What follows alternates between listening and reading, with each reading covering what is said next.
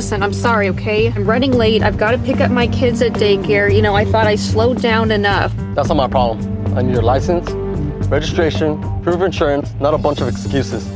Look, ma'am, I respect your right to protest. No, some fascist pig threw something at me. God, it was probably you. You guys are all the same. I wonder where that came from. Guys! I know the cops know I'm Guys! at a restaurant. Guys! Come over here. Let me talk to you. Come over here. I've already asked you. Now I'm telling you, that turban needs to come off. It's part of my religious practice. I am not removing it. Look, pal, this is my house. This is my rules. That's coming off to make sure that there's no weapons in there. You don't even have a driver's license. Ma'am, do me a favor. Stand over here. Stand over here for me. Sir, walk with me over here. Let's talk. Turn around. Go ahead. And all of a sudden, bam, I get smacked in the back end. Okay, hey. My arms! Hey, focus on me. That's not helping the situation.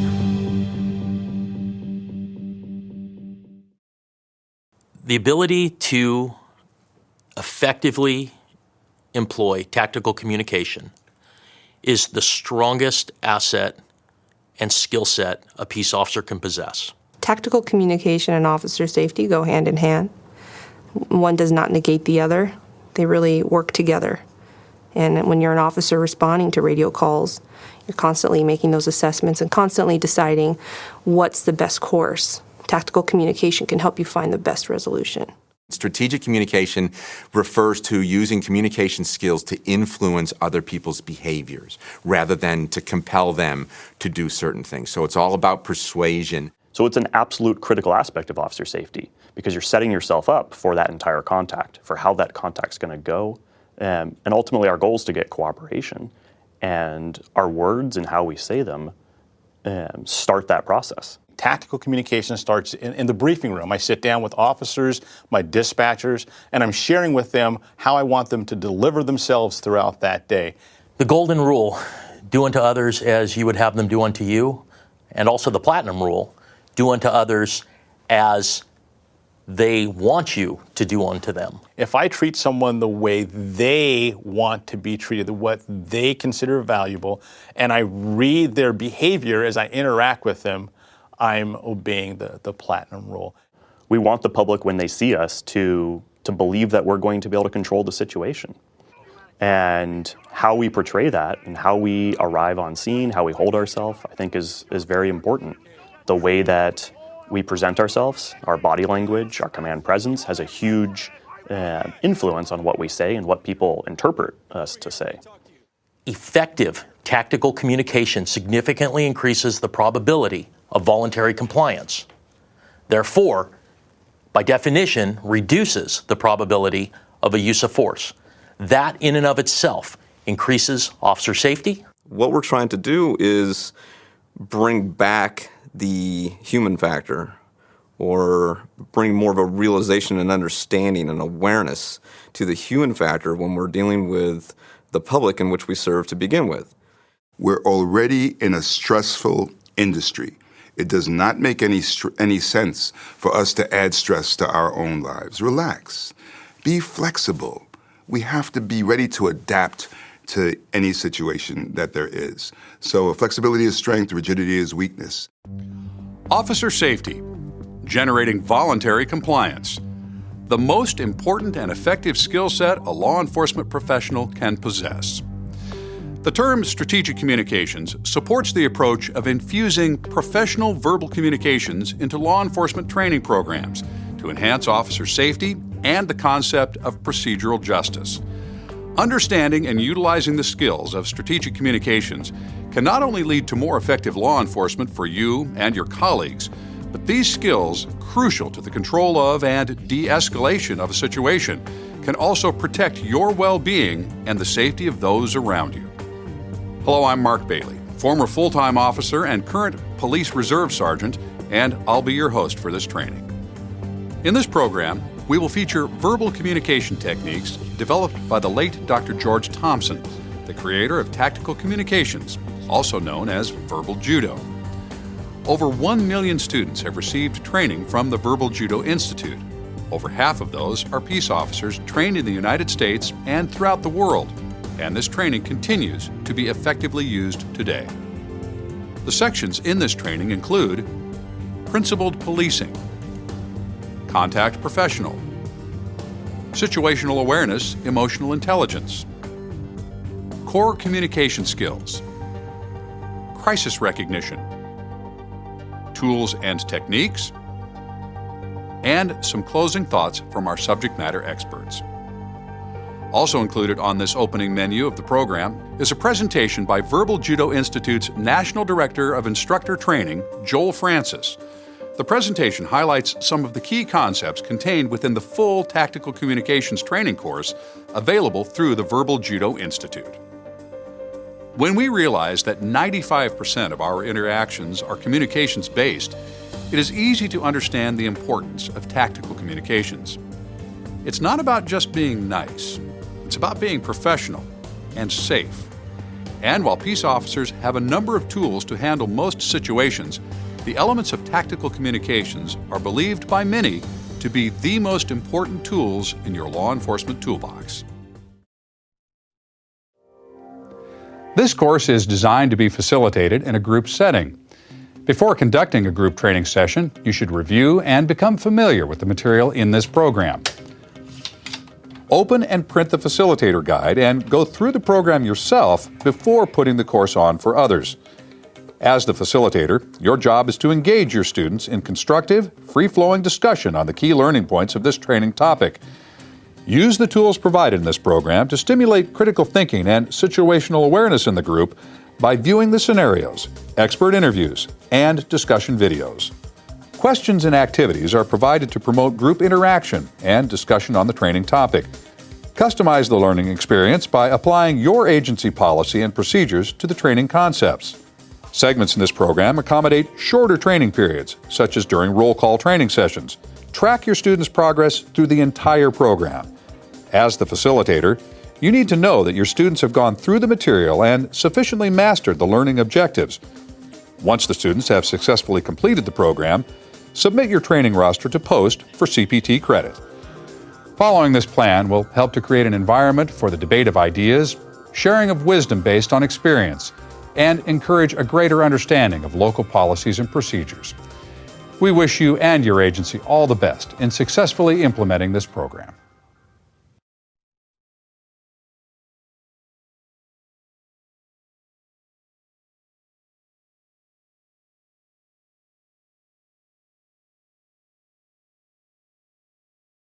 This course is designed to be facilitated in a group setting. However, when that is not possible, here are some instructions for getting the most out of this training program so that you may receive continuing professional training or CPT credit. Obtain permission from your agency trainer or supervisor to view the course for training credit, and let them know you will be viewing the program.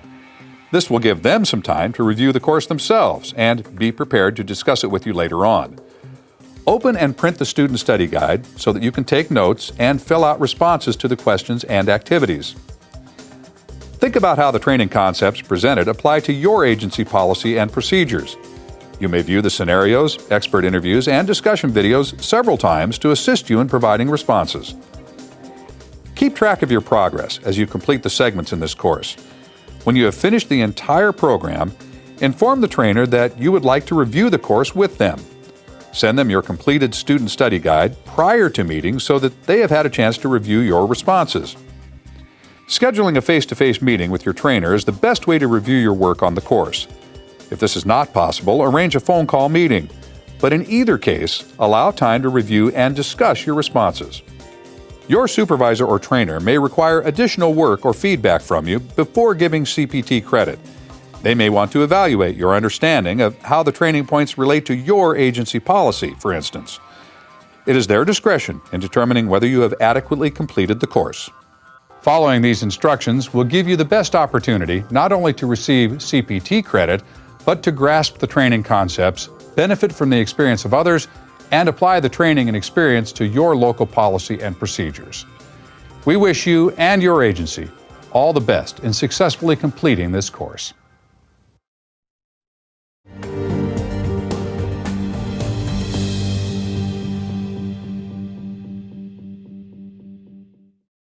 When ego gets big, there's not enough room for officer safety.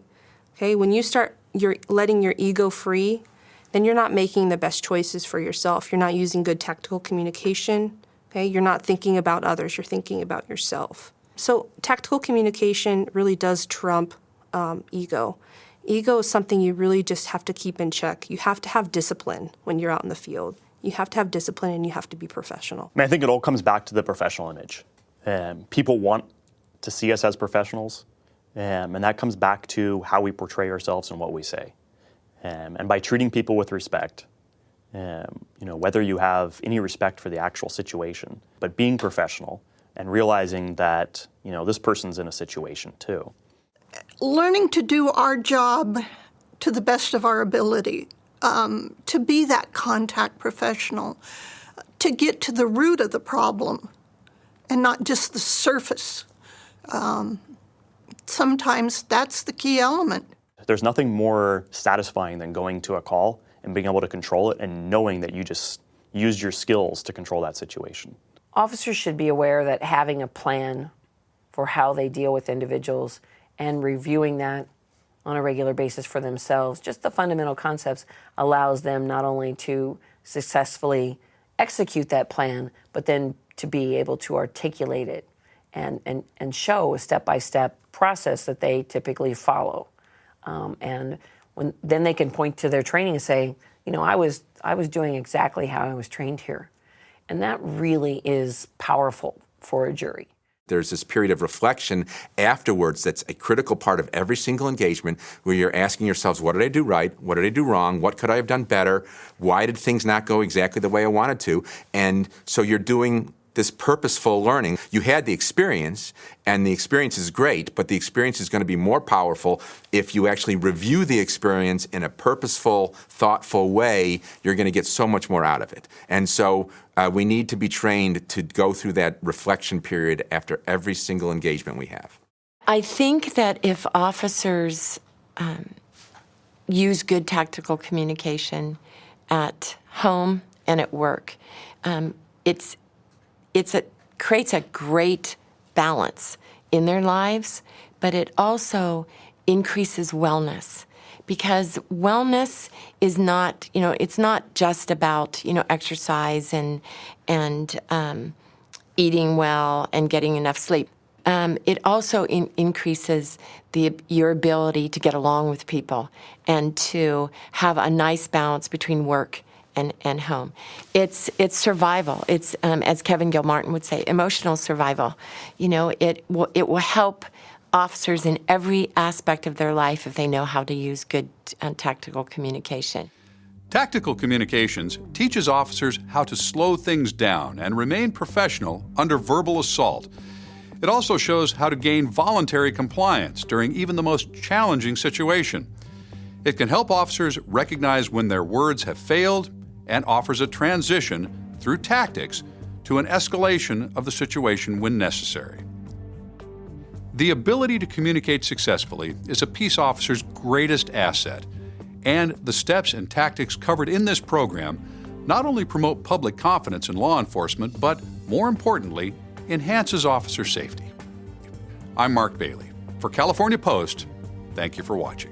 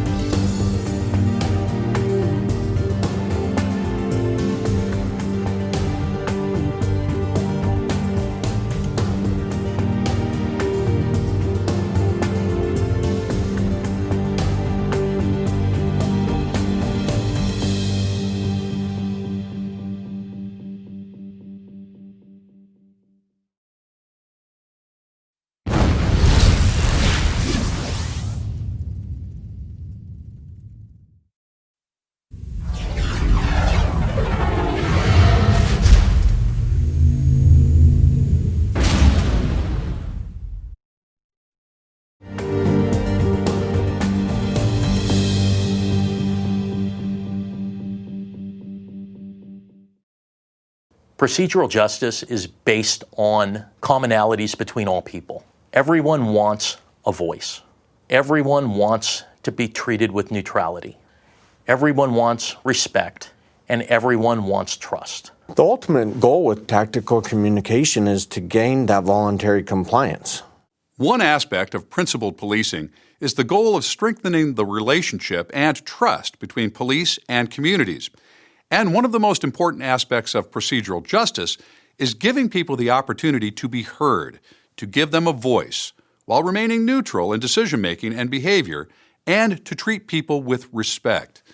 Procedural justice is based on communicating that respect and care for people's concerns and demonstrating trust and neutrality, especially for those who exhibit different beliefs, backgrounds, or cultures. That was the key word. Now they're going to start coming in by the numbers. Can't sit up. There we go. Come on, step on this way, sir. I searched this guy already. This is all he had with him. He didn't let me remove his turban due to his religion. Do me a favor, go ahead and face the counter for me. Separate your feet. What's your name, sir? Singh. Singh. She already searched me. That's okay. I'm gonna search you again. Take it easy, man. Take it easy. Just relax. I don't have anything. Okay. Sir, I'm gonna need you to remove that turban. I told her I'm not removing it. It's part of my religious practice. Well, I've already asked you. Now I'm telling you. That turban needs to come off.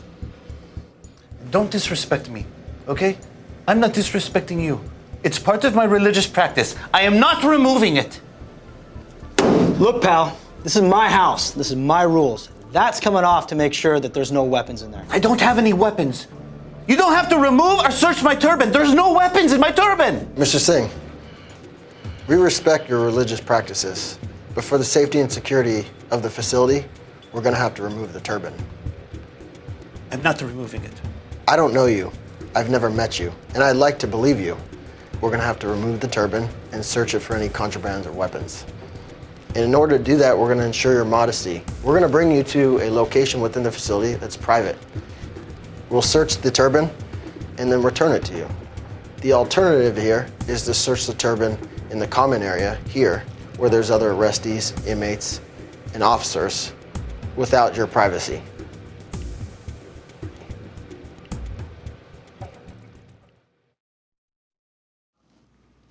Okay. So what were the deputies trying to do in this scenario? They were just trying to complete their job, you know, ensuring the safety of the facility, making sure that the subject was thoroughly searched before they moved on in the process. All right. How well do you think it worked? Well, initially it didn't seem to work out too well.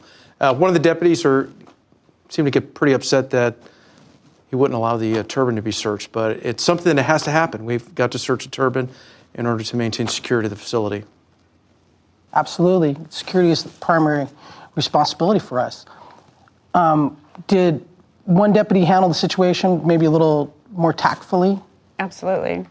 The second deputy that was behind the counter, he used the 5-step Hardstyle, and he was much more professional and understanding, and he seemed to empathize with the gentleman with his religious beliefs.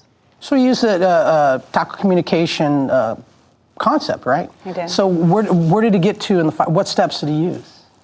Well, he was respectful. He was trying to show some neutrality in speaking with him. His voice came down a lot calmer than the other deputy was demonstrating. He gave him options. He gave him 2 options. So he asked him, then he gave him some options, right? So he felt a little bit more empowered. And one of the things that we've been talking about is procedural justice. Right, so where did, in that video that we watched, do we see the 4 tenets of procedural justice? Well, I saw in the video, when the guy was brought in, you could tell he was agitated. And so his voice was a little like, I'm disturbed. I don't want to be here. I don't understand what's going on. And sometimes we as cops, we tend to internalize some of that, but we have to remember that we can't do that. We have to show that neutrality. They expect it from us. We expect it from them. it builds that trustworthiness that we're looking for. It builds that respect. If we want them to respect us, we have to respect them as well. Yeah, I so agree. we can't allow that stuff to come in. I was going to say that, there are certain indicators that people let out that show how they're feeling. And it's either body posture, facial expression, voice. And sometimes we got to pay attention to those things because it's going to give us, one, how the person is feeling, and two, how we should respond to that. And like he was saying, we shouldn't internalize that. We shouldn't get upset over that. We got to understand that they're going through something traumatic. Sometimes when people deal with law enforcement, it's not always a positive thing. And so our job is to listen and also to communicate in the best manner that's going to bring the situation calmer. It's going to bring it down. And not allow ourselves to get hijacked. Yeah, exactly. So I want to make sure I'm getting what you're saying right, is that this whole procedural justice, tactical communication, 5 universal truths, are not just something we practice externally. That is something that we can practice internally as an organization and amongst each other. Absolutely. You can't expect to practice it with the community if you don't practice it internally. It's the do as I say, not as I do. If the organization doesn't practice the very values that it wants its employees to embrace, then we still do it because we hire good people. But if it's reinforced with the organization's daily practices, then it's a lot easier for our people to go out, deputies to go out, officers to go out, and do the job we're supposed to do. Makes us safer, makes the community safer. I completely agree with you. I think it's the best way to do business. These concepts, I'm sorry. Oh, I'm sorry. I was going to say, these concepts can be used at every stage. And if everybody does their part in regards to just treating everybody with that level of respect, and you'll find that a lot of these problems that we encounter can be, diverted. It can be, changed. We talk to members of the community all the time, and when we're searching somebody, we're communicating with them, and we can use either the right word choice, right words to speak to somebody, or the poor words to speak to somebody. In this video, the deputy's, responding to some of the things that he's saying, and he's responding to him in a poor manner, whereas more than likely causing him to get more agitated. Or we can use better word choices. I mean, it does two things. When you talk to those that you're searching, it gets their attention off other things and more focused on what you're saying. And if you're using the right words, you can calm the person down. And he's asking, already been searched. Well, he can offer explanation while he's searching him. And they can take the time. There was no immediate threat. They can take the time to talk to him, build a rapport, and make the gentleman understand why these are the procedures. And it's not about him, it's about the procedures and the safety of the facility. But the first gentleman didn't want to take the time. The guy that was searching, he didn't want to take that time. He wanted to perform that Hardstyle make. What about after the contact? In other words, this person's going to go through our process. We are going to search the turban, right? And he's going to go back in the community. What do we want him to say, or how do we want him to talk about how we dealt with him? Yeah, we want his perception to be more positive towards law enforcement.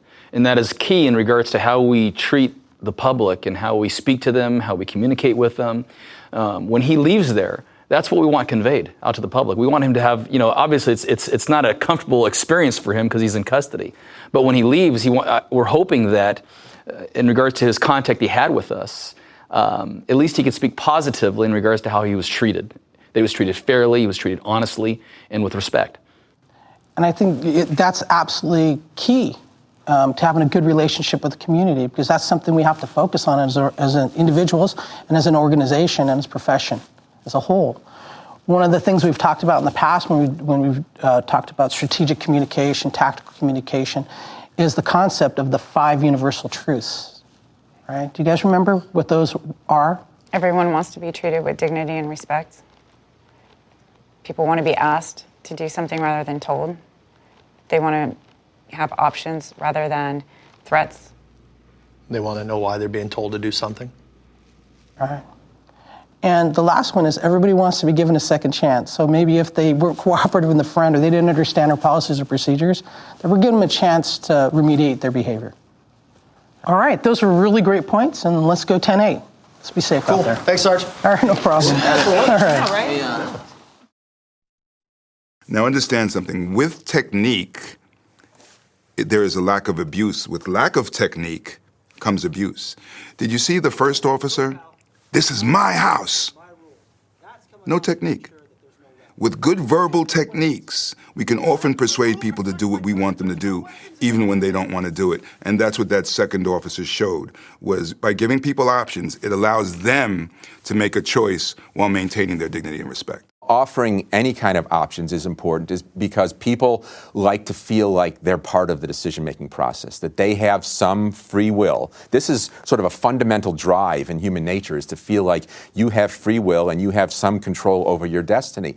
And if you're being told by a police officer, you're going to do this now, that doesn't go over well. So people like to be given options. You give the options, but you make sure that all of the options that you offer are options that are okay with you, that eventually get you to where you want to go as a cop. Communication and action, there's a time for each. And by giving people options, you allow them the time and the deadline to do each, because things need to get done eventually. But if you're dealing with a situation in which time is on your side and there's no real matter of urgency, what's the problem with slowing it down and trying to gain that voluntary compliance through proper communication? We can follow the tenets of procedural justice and increase our odds, which is increasing our officer safety, which is reducing the likelihood of injury to ourselves and to others, and reducing the civil liability and legal risks. Can we just slow down? Can we just take a breath and say, okay, let me talk to you about why this is important, right? Let me see if we can resolve this, okay? Maybe we can work together and find a way that this is not as offensive to you and we can still meet our needs with regard to officer safety. So the officer then went to step 3 of what we call the 5-step Hardstyle. And he had asked him, that was step 1. Then he explained to him why and said he was going to remove the turban because he needed to ensure that there were no weapons there. Then he went to step 3. What he did there was he allowed Mr. Singh to make a choice. He gave Mr. Singh his options. He said, listen, we can take off the turban in the back and the privacy of a completely separated cell area, and you can maintain your dignity, and we can do it in a modest fashion. Or the alternative to that, Mr. Singh, is that we're going to end up doing it right here, where everybody can see, and it could probably be a little bit humiliating for you. Now, you don't want that, right? So what'd you like to do? So we allowed Mr. Singh to make the choice, which is what we're asking our officers to do. We spend a lot of time practicing how we're going to say things on the radio, for example. And maybe we should spend more time practicing on how we interact with people in the public and setting that professional stage, setting that professional image that we want. Dr. George Thompson, founder of Tactical Communications, once said, "The entire basis of verbal judo is to treat people with dignity and respect. Be ever so careful how you speak to them, as words can cut deeper and fester longer than sword wounds." Crucial to your practice of tactical communications are the 5 universal truths. Not only are these truths essential to your skills as a law enforcement professional in dealing with your communities, but also critical to successful relationships with family and friends. The universal truths are an excellent tool because they're almost unarguable in that, can you agree, everybody wants to be treated with dignity and respect. The second one is that people would rather be asked than told. The third one is that everyone would love to know the reason why they're being asked to do something. The fourth universal truth is that everyone wants options. Everybody wants choices.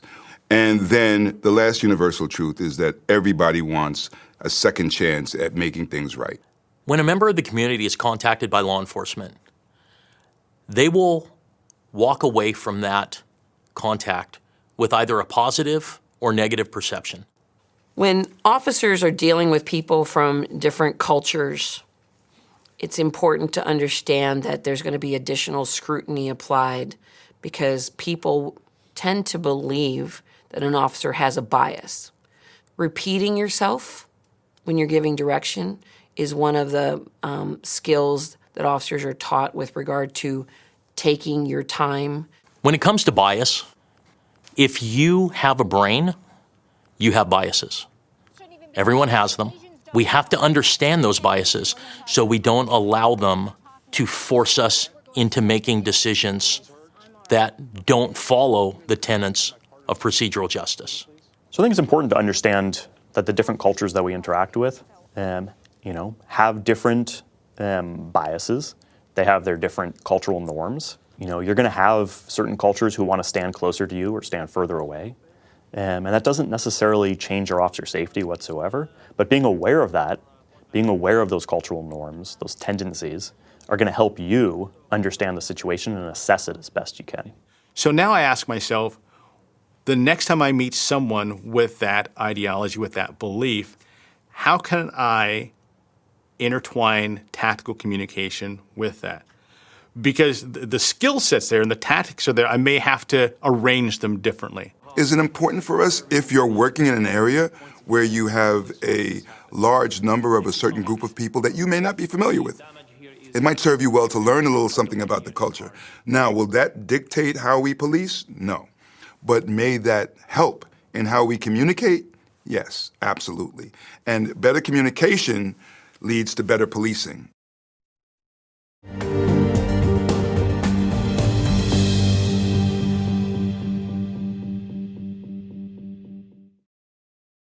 Many of us gave up the right to have our own personal opinions the day that we pinned on our badge. And you certainly do it every day that you get ready for work. We don't get the luxury of bringing all of our problems to work. We need to leave that in our locker when we close it, because our job is to go out there and be an interactive problem solver for the community.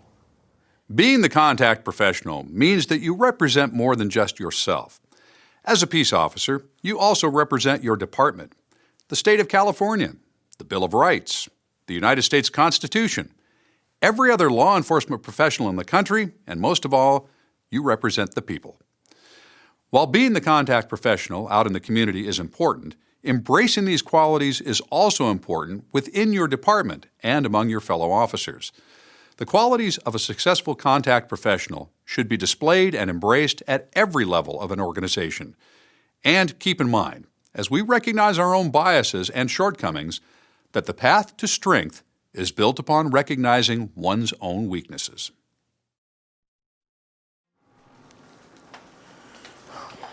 Let's go, Angel. Come on, time for briefing. All right.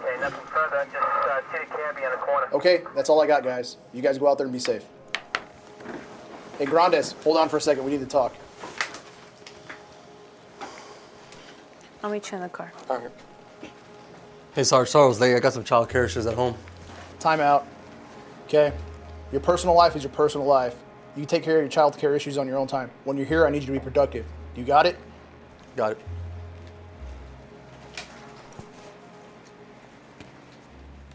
What was up with Sarge? He was kind of rude today, huh? Man, he's been on me about everything lately. I've had enough of it. You see that?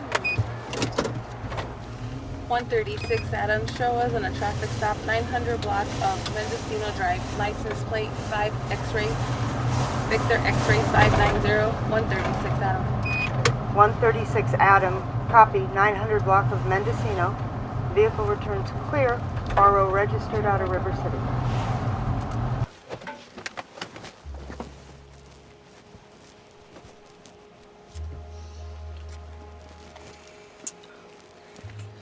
Listen, I'm sorry, okay? I'm running late. I've got to pick up my kids at daycare. You know, I thought I slowed down enough, okay? I've got to be there in like 10 minutes. That's not my problem. I need your license, registration, proof of insurance, not a bunch of excuses. Listen, I've never received a citation in all my life. Can you please just give me a break? Stay in the car.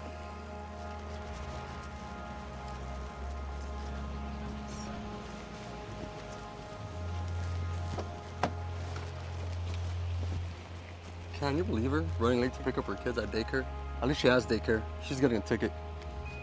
Angel, I get it. She rolled a stop sign. But maybe you could understand her. After all, you have childcare issues yourself. Yeah, but she rolled the sign. Angel, you were a little harsh. Maybe you should have a different approach. You have the chance to make this better.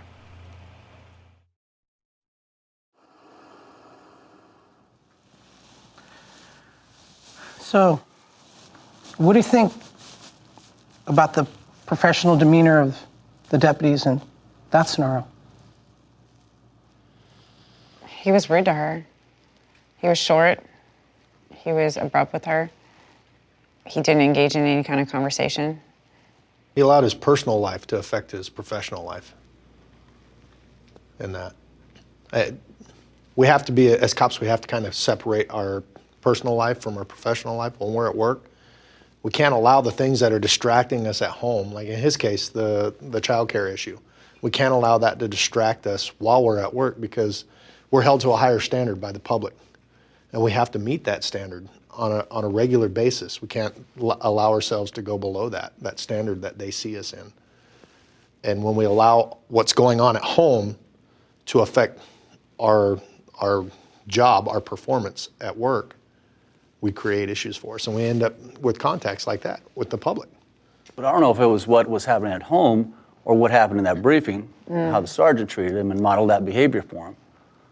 That's what I think. It affected him, and he dealt with the citizen exactly like the sergeant dealt with him. Yeah, and that definitely didn't help the situation at all.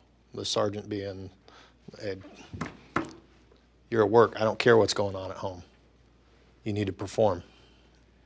So I want to make sure I'm getting this right. Then, so some of these concepts in tactical communications, right, like the 5 universal truths, right, the tenets of procedural justice, they're not just something that we learn and practice out there. It's something that we can apply internally. Yeah, I think we talked about this last briefing, Sarge. Right. The thing is that, you know, if we're called to treat the public in a certain manner, then it's important that your own department personnel treat each other the same way. In order to be able to not only just see how your supervisors treat you, that you can mimic that and treat others the same way. Because that's all he did. He mimicked the same poor behavior the sergeant displayed to him back to that person. I'm not saying I'm blaming the sergeant. We're all responsible for our own behavior. But we begin to mimic those that are above us, our supervision, our executives. We mimic their behavior. That's why leadership is so important, because we need to have that same type of leadership style filtered down to your troops, which is getting filtered out to the public. Practice what you preach. Yeah. All right. So we saw one of the deputies try to remediate the situation, right? What techniques did that deputy use to try and make things better? She wanted her partner to try and make things right. I think the irony behind the video is that the very thing that the deputy wanted from his shift sergeant was the very thing he wasn't willing to give to the lady that he stopped, which was a little bit of understanding and consideration. His partner saw all of this at the briefing and during the traffic stop and was giving him, like any good partner should, the opportunity to try and make things better. We saw one of the deputies doing an intervention to try and bring the contact back to a better place. What do you guys think about that? It's good. We need more of it. We need to, that's another way that we can back up our beat partners is when, if I'm not handling a call correctly, if I'm acting unprofessional, I would expect anybody in this room to stop me and tell me that it's not right and you need to change it and make it right. Well, it gives him an opportunity to fix the situation that he found himself in as well, you know, to make things kind of like the female deputy said, was you have a chance to make this right. If she continues to let him behave that way, I feel that she's just as guilty. We're all just as guilty if we're there allowing it to happen, allowing unprofessionalism to happen. You know, you use the word intervention. You know, this is kind of a low-level intervention. It's just a traffic stop. They can be very dangerous. It's a citation, which can be a big deal for the driver. But culturally, we're very good at intervening physically. If any one of us gets in a fight on Main Street, we're going to jump in and help out. But if one of us is making a mistake where it's something where you're not handling something correctly or you could handle it differently, it's harder for us to intervene at that point. We're afraid to offend each other. Say again? We're afraid to offend each other, and because we're all friends, and it can be offensive to somebody if they And we often allow rank and tenure to affect the way that we communicate with our partners, but we're all taught right from wrong.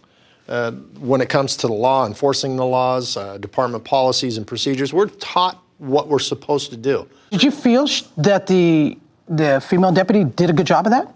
Yeah. I think she did. I didn't think she felt afraid to say it to him because that's friendship. Because if you're a friend, then you're not afraid to tell your friend what's right. And if that's your friend telling you that, then you're willing to listen and open your ears and pay attention to what's being said because she is your friend. And if she's your friend, then she has your best interest at hand. And it goes back to taking your ego out of it. Ego always plays a role in law enforcement when it comes to criticism. Constructive criticism is tough to take when you can't put your ego aside. And what she was showing is the type of relationship that we as partners out there on the street, we work together on a daily basis, until shift change comes and we get sent to different shifts or whatever, we're family out there. And we need to treat each other like family and have each other's backs and make sure that when somebody is doing something that they shouldn't be doing, and they shouldn't be doing, but they're in that state of mind where they're just not catching it, you need to step in and remind them, hey, we got to reel back in a little bit. Let's fix this. I think we need to be brave enough to care. Absolutely. Yes. And do things that'll increase officer safety. Really, how many interventions were going on at the same time? There should have been one at the station with the sergeant. Yeah. There's another partner sergeant there because, hey, what are you doing? Again, knowing your people, it could have been an intervention. We saw it in a video out in the field, but also an additional one at the station. Same issues we're talking about. We don't like to be critiqued or receive any kind of criticism, but if it's to make us better, and we do take care of each other like a family, we got to care enough to critique. Yeah, I think if you take the time in leadership, if you take the time to get to know your people, like Deputy Church was saying, if you get to know them, then you get to understand their heart, you get to understand the kind of person they are, and you learn the type of approach that you should approach somebody with to get them to receive the message you want to convey to them, because that's the goal. Well, I'll tell you, everybody here in the briefing has permission to talk to me if you feel like you need to have a intervention, and the fact that it's going to affect our safety, our communication. Well, Sergeant Membin is saying that these briefings have been going a bit long lately. All right, with that in mind, let's get your stuff and go 10-8. All right, be safe. Well, in this scenario, I believe the sergeant at roll call set the tone for that officer. Was the sergeant open-minded when the officer told him about his problem, about what was going on? We have to remember, as supervision, very often the problem can start at the top. How do we want our officers to treat the public with dignity and respect? How are we treating our officers? All right, that is extremely important. The concept behind the scenario was the way that we're treated internally within our department has the capacity to impact us on the street. So how we train them, how we interact with them, and particularly as supervisors, as sergeants, it's really important for us to portray the professional image that we want them to portray to the public. And how could you make this situation right if that was you that was the sergeant? Well, some might say, well, apologize to that officer. Absolutely. But how do you apologize to that officer? The only way to make this situation right is to apologize to that officer the same way that you disrespected him. And you do it in public. So the next day at roll call, how could that sergeant make it right? Hey, listen, officer, I'm sorry about yesterday. Fellas, I was having a bad day yesterday. I don't know what the heck was going on. Let me talk to you after roll call, man. We'll talk about your problems, what's going on in your life. We represent the United States Constitution. Okay? So when we do that, it becomes vitally important that we convey to the community, to our other officers, those tenets that we're all looking for, the dignity and respect that people deserve within our community, regardless of who they are. So I think the common misconception about tactical communication and the skills that we're asking officers and deputies to perform out in the field is they confuse that with being nicer.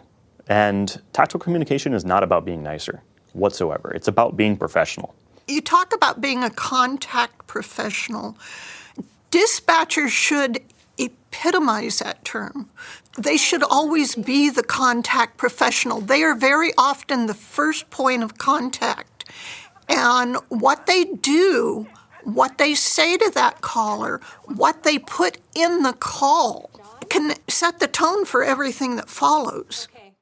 The majority of people that we deal with on a daily basis, this is their one interaction with law enforcement for that year, maybe even for the next 10 years. This is your opportunity to sell our profession to them and to help them out. Peace officers sometimes possess a higher level of ego than other professions. Officers have to maintain control of themselves to control others. When you come across as you've lost control of your own emotions and your actions, your perspective, your attention to detail suffers as a result of that. So if you're not maintaining control, you can't focus on the issues that you're trying to deal with. Check yourself at the door, as we've often heard, and really recognize your own triggers. What is it in myself that triggers me to respond in a certain way? And once we're able to check ourselves at the door and we're able to identify our own triggers, then we're able to move forward and actually help the community or communicate well with the individuals that we're dealing with on a regular basis. Angry voice, angry words, angry face, angry body language, angry actions tells the public you're not in control. A lot of officers don't see themselves as leaders. They look to their sergeant, their lieutenant, and their command staff as the leaders. And I think the public sees it very differently. The public sees it that police officer who shows up on scene is a leader. They expect that peace officer to take a leadership role and take control of that situation. This is a noble calling. And to some extent, we give up those personal liberties, those rights to kind of have a bad day because John Q. Public doesn't really care what's going on with us if they're treated bad. So it goes without saying that what you do at the top really does filter down. If you're doing good stuff, you're going to see good stuff. You got to practice what you preach. If you're asking officers to do a good job, to be professional, to be empathetic, and to meet the citizens in the community with a professional demeanor, it's important to use those same values and same expectations with your upper management. Tactical communications has to come from, it's so important that it comes from inside first. Because what you see and what you're used to and what you're accustomed to and how you're trained is exactly how you're going to respond in the field.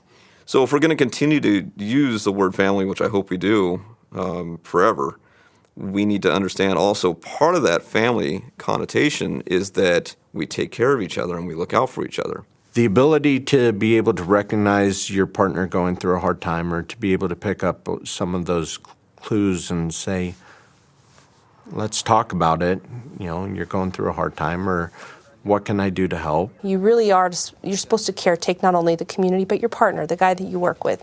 So if you see somebody doing something that's probably not in their best judgment or not something they would typically do, it's really important to kind of tap them on the shoulder, pull them aside, have a quick conversation, just you two, and see if you can help him to get back on track. You're the bigger person if you're able to intervene. And unfortunately in this profession, it's seen as being, sometimes the person who intervenes is seen as somebody who doesn't care about the officer, but I think it's reversed. As an officer that's willing to intervene, I think that definitely displays that officer's character.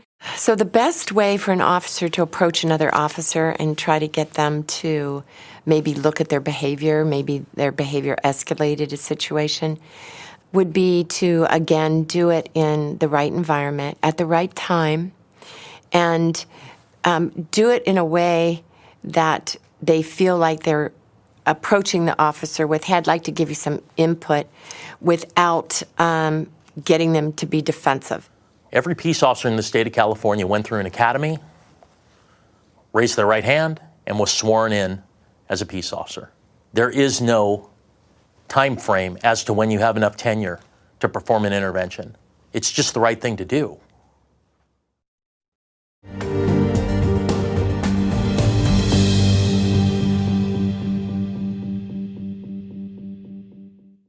Studies have shown that there have been peace officers who entered into tactical situations and their lack of ability to effectively communicate was one of the contributing factors to their death. So the ability to tactically communicate is an officer's safety issue. It's a sobering thought that our communication skills and utilization of strategic communications in our profession can not only be the difference between success and failure, but can also be a crucial component of our own survival and safety. Stick a bumps hit me up for money. I can't even get a damn soda without bumps hitting me up for. You stick your stinking head in my car with money. Why the hell can't you get a job? I have a job. You don't have a job. This is what you wear to a job. Have you ever heard of a day off? Actually, every day is right. A day off. Excuse me? Right over there, right in front of the restaurant, I think two guys are getting ready to start a fight. You work over there? Yeah, it's right over there. I think the homeless guy almost got ran over by this one guy. Okay, thanks. Thank you. 58 to control. Citizen flag down. Glen Oaks, south of Sycamore. Possible 415 fight. We'll be to the rear of the Tim's Family Restaurant. Show us at scene. 2 males, no further. 5-8 copy. Do you need another unit? We'll advise. Show us at scene. Parties are still there. Copy on scene. Job? You know, if you had a job, you'd be there right now. What are you, the IRS? Now you don't know whether I have a job or not? What's your job? What's your job? Okay, showtime. Guys! Guys! Guys! Knock it off. Come over here. I need to talk to you, sir. Come over here. Let me talk to you. Come over here. Don't worry about him. I'll handle you right now. This asshole tries to run me over, and then he throws a drink in my face, and I want to know what you're going to do about it. Every other street light. Okay. I can clearly see you're upset, sir. I'm here to help, but I need you to tell me what happened first. First of all, are you injured or do you need any medical attention right now? No, I'm fine, but not because he didn't try to run me over. I understand. I get it. You're upset. I would be too. Tell me what happened. Look, I'm just trying to get to work, all right? There's nothing... Sir, I understand. Just tell me what happened. I stopped to get a soda, and you know, every other light, the whole way down this block, bums have been hitting me up for money, all the whole time. Okay. And my air conditioner's broken, my piece of crap car, so I can't roll any windows up. And every single one of them, they stick their head inside my car, stinking bum heads inside my car. So I lost it. I don't care. You know, it's too much. He stuck his head in my car, and he should have never stuck his head in your car. I understand your air conditioning. Right? Yeah. And it's see. You see what I'm dealing with? Don't even listen to him. Just talk with me. Well, I have my chalupa right there is what he was reaching for. And next thing I know, if he wants his food, just buy his own food, get his own job. I understand, and he should have never done that. Right. So I understand your frustration. Yeah. Where were you walking? So I was walking right over there, and this guy comes barreling out of the parking lot, almost hits me because he's looking to his left. Luckily, I see him, and I jump out of the way, and he's just barely missing me. River City Eagle one's overhead on Yeah, so I jump out of the way, and this pisses me off. So I lean in his window because I want to tell him what an asshole he is. Well, then he says something about I don't have any nickels, and then throws a soda in my face. The whole damn thing in my face. Okay, I'm listening to you. I follow you. You said you live around the corner. Do you have some ID with your address on it? Absolutely.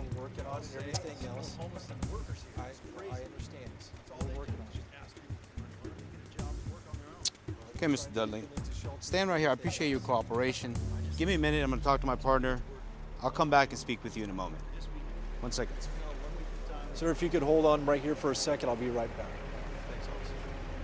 Partner, this is what we have. I think it's just a miscommunication between the two parties.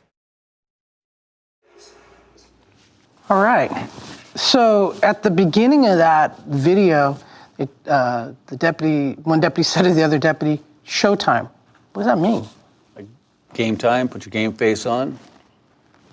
How do you feel that they did, from an officer safety standpoint, in the initial contact with both of the subjects? They did great. Yeah, they did a really good They job. separated them. Each one spoke to the gentleman separately. It's great. It's kind of like when we handle a domestic violence call. We go in and you got both parties yelling at each other. Now, I know Honeycutt's going to grab one of them, go out, pull them off to the side, get their attention. I'm going to grab the other, get their attention. But we're going to keep ourselves in eye contact so our officer safety is there. But we get the parties separated so they can't yell back and forth at each other, so we can control the And situation. get them focused on you instead of each other, so that you don't continue that argument while you're trying to get information from them. You felt that they really established good control then? Absolutely. Yeah, and then by listening and acknowledging each of the two people involved, I think that de-escalated the parties that were involved also. And they talked to him really in a calm demeanor. They used their voice, I felt, to calm the subjects down as well, because they didn't get amped up when they showed up. They were talking in a calm, soothing manner, which has a tendency to bring other people down as well. And it's important, as they separated each other, obviously the deputies want to keep eye contact with each other so they can make sure that their well-being that they're safe, they're being safe. But at the same time, too, these two members of the community are already upset with one another, and they can hear each other. And I think at one point he says, see, and so sometimes you got to maybe pull a little farther apart to be able to, maybe muffle out what the other person might be saying, so that person's not so focused on what the other guy's saying, which could escalate the situation even further. Wagner's got a good point about that, of looking at the spatial relationships and from an officer safety standpoint. Now, what techniques did you see them use to kind of diffuse the situation? Leaps. Absolutely leaps. They were listening to them. They were empathizing. Both of them were empathizing with the situation that they were currently going through. They were asking the questions about what was going on. And that's kind of where it fell off, was at the asking the questions. I don't recall any paraphrasing or summarizing at the end.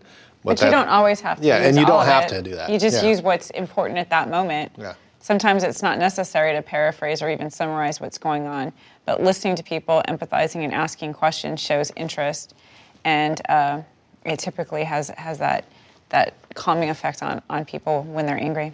The other thing is that they didn't jump to conclusions, because the young man that flagged them down. That's what I was getting to, right?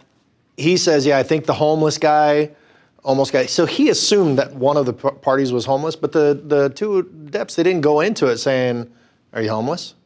As long as we treat them like they were saying fairly and treating them the same, it's okay to have those preconceived thoughts, because those things keep us safe. If the officer or the deputy thinks that someone's homeless, well, someone who's homeless a lot of times are unstable in their behavior. They're unkept. They're unpredictable. And so going into it keeps you that much a little bit more alert in regards to certain behaviors that might be displayed to you. You might allow yourself a little bit more distance in your contact. You might use different word choices in a sense to communicating with somebody that might be a little bit unstable, to get them to receive the message that you're trying to convey to them. But he did a good job not letting what was internally thinking come out. And we do that, though. We treat people the way we think of them often. And he's right, Wagner's right. You have to have that in the back of your mind for an officer safety standpoint. It has to be there. That's how we keep ourselves safe and stay one step ahead of what's going on. But if you treat everybody the same, you can't go wrong. But you can have that in the back of your mind. That incident, how do you feel it made the department and the deputies look? Professional. It's good. And it was professional because? I think the big thing is they took the time to listen to both sides. And just like everyone said, they separated them, but they took the time to listen. They didn't take sides, and they tried to resolve it. Particularly at the beginning of the incident, we had, both parties were a little upset. Did that create like a safer issue? Absolutely. Okay. There was a security issue with them possibly going physical during that argument, so the deputies had to get there and separate them. They had to step in quickly. They couldn't allow, to take their time moving into that situation. They saw a potentially dangerous situation for not only the two involved, but themselves as well. You allow a fight to start. Now you got to go in and try and separate that situation or break that fight up. That can cause injury not only to the subjects involved, but can cause injury to yourself while trying to break that up. So yeah, they had to step in quickly and get them separated. And they had to use that authoritative a voice when they went in there to get their attention right away. Hey, deal with me. Not with him, deal with me. So they had that command presence, that ethical presence. Yes. To establish control pretty quickly? Yes. But do we have a crime here now? Can that subject ask to have charges pressed against the other subject for throwing the soda in his face? Absolutely. But what does it amount to? Misdemeanor not committed in our presence. Now we're asking for a private citizen's arrest. We have to explain that to them. Hey, we're willing to take this for you. We understand, you feel, you were assaulted. We're willing to take this for you, but here's how it's going to occur, how the situation is going to occur. But I think they were trying to do what was probably best for that situation. This is really a misunderstanding, and hopefully go back and explain that to them, guys. I think this was probably just a huge misunderstanding. And maybe get, like Wagner said, get them to walk away with maybe shaking a hand. If you can provide some sort of clarity to what happened there, hopefully there's an understanding on both sides. And if you can establish that, to me, that's the best thing. Part of tactical communication is that closure principle, which is try to leave people better off than you found them. All right, let's go in service and be safe out there. When you have to approach a situation, it's time to put your professional face on and get rid of your personal face. And that's what they did when they first exited the vehicle. They used it's a code term, showtime. It means basically get rid of everything else that we were thinking about, what we were talking about, pay attention, antennas up, and let's handle this situation the way we're supposed to. For this person who, what he feels is being accosted on another daily basis, he feels threatened. And the officer did a good job of validating, look, I understand your concerns dealing with these homeless people. Let's address it. And it really was kind of a miscommunication on both parties. I really enjoyed that neither of the officers took the word of the young person who directed them over to the location, and they didn't cloud their judgment when approaching the scenario by assuming, oh yeah, that guy's homeless. Very important. Officers, when we show up on scenes, remember, everybody is the problem until we figure out what's going on. Emotional intelligence is being able to understand yourself, understand others, and not allow yourself to get hijacked or triggered by the events that transpire within your life, whether that be personal or professional. By being in control of your own emotions, by being able to be that contact professional, you're going to start influencing the actions of people around you and the behavior of people around you, and you're going to bring them to your level. And people will respond to that. I've always said that everyone's perception is from where they're standing. And that's it in a nutshell. So if they view the world from where they're standing, you have to be flexible enough to try to see it their way. In my experience, one of the worst things you can say to get someone to calm down is calm down.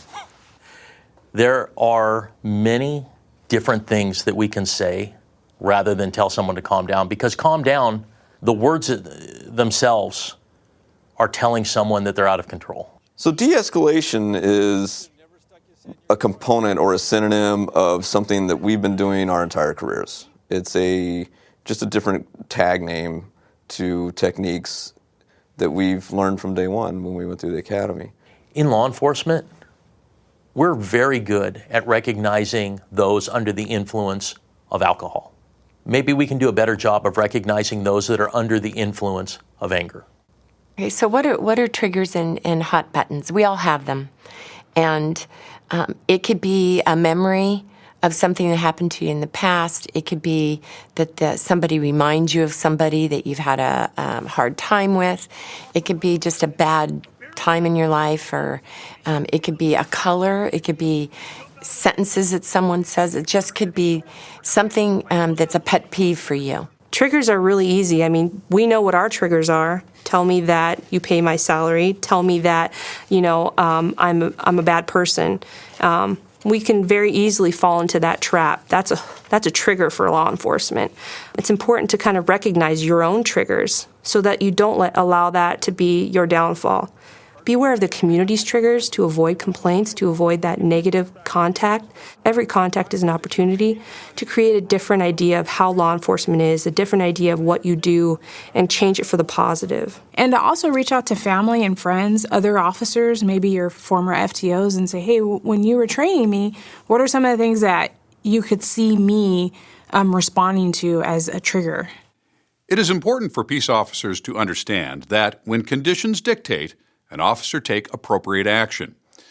2 acronyms, PACE and SAFER, outline the steps officers can utilize to create a successful interaction. PACE addresses steps to utilize when arriving and assessing the scene, while SAFER addresses steps for a continuous awareness while actively involved at that scene. As professionals, it's important for us to see the problem not only from our perspective, but also from our context perspective. The A stands for audience. Who is the audience? Who are you talking to? What do you know about them? C stands for constraints. Constraints. Sometimes there are barriers to communication.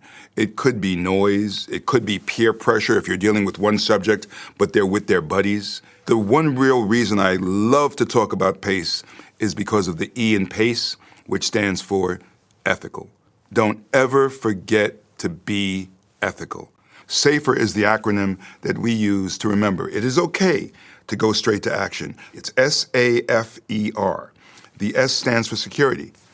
Whenever property under your control is threatened, whenever you're securing property, if somebody's talking to you and they reach out and snatch something out of your hand, if somebody had the audacity to do that, what else might they do?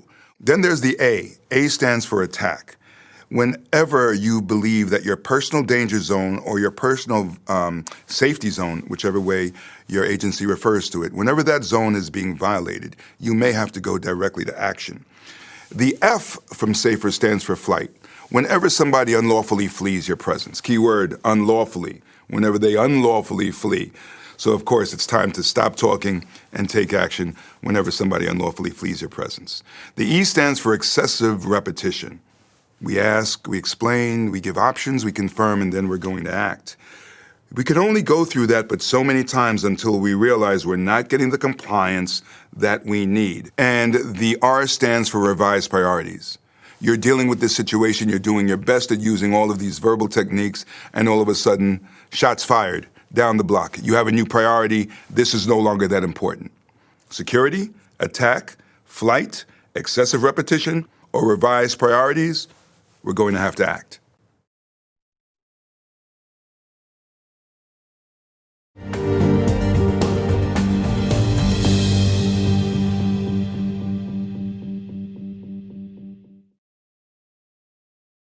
When you take this job, when you go into law enforcement, you lose certain constitutional rights. And one of the rights that we lose is freedom of speech, okay? At least while we're working. Okay, we cannot say whatever we want to say to whomever we want to say, whenever we want to say it. Some studies have shown that over 90% of police work is verbal, which I think is an astonishing fact.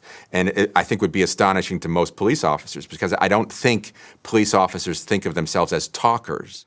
With close to 95% of our work based in communications, our skills related to this, both verbal and nonverbal, nearly always dictate the outcome of any situation. As you'll see, it's not only what we say, but also, and perhaps more importantly, the way we convey that information through our nonverbal skills of tone, attitude, and body language.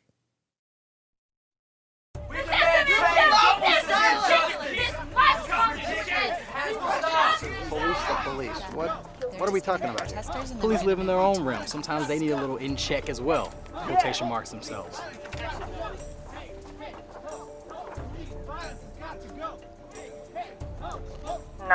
What is your emergency?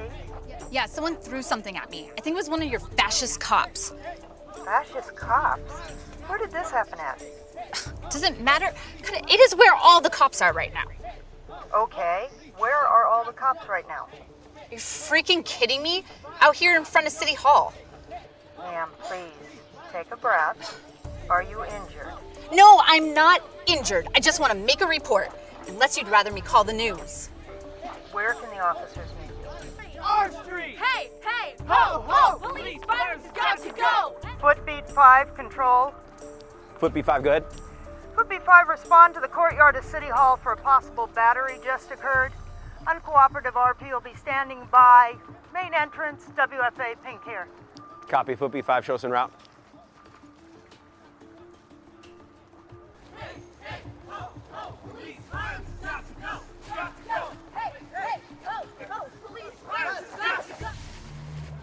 Hello, ma'am. What's going on today? I'm angry. We're here for love, not hate. You cops, all you do is oppress. You represent a government of hate and sanctioned violence and fascism and racism, and we're not gonna be silenced anymore. You can't stop us. We're taxpayers, and we technically pay you guys salary, so you work for us. That's right. You can't throw things at us. You're not in control, we're in control.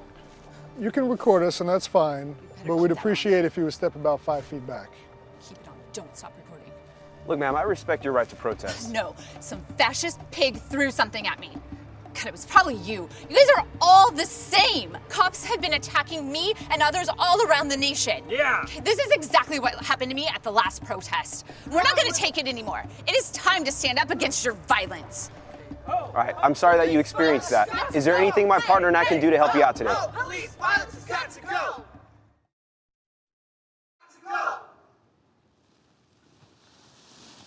All right. So the initial contact with the reporting party, where does that occur? Dispatch. Dispatch. Dispatch. Okay. So did dispatch with their tone and everything else? How did they add or value? What do you think? How did dispatch handle that? I think you can detect a little bit of a tone in the voice of the dispatcher. She could have been a little more professional. I think she was probably taken back by the comment that the reporting party made, fascist cops.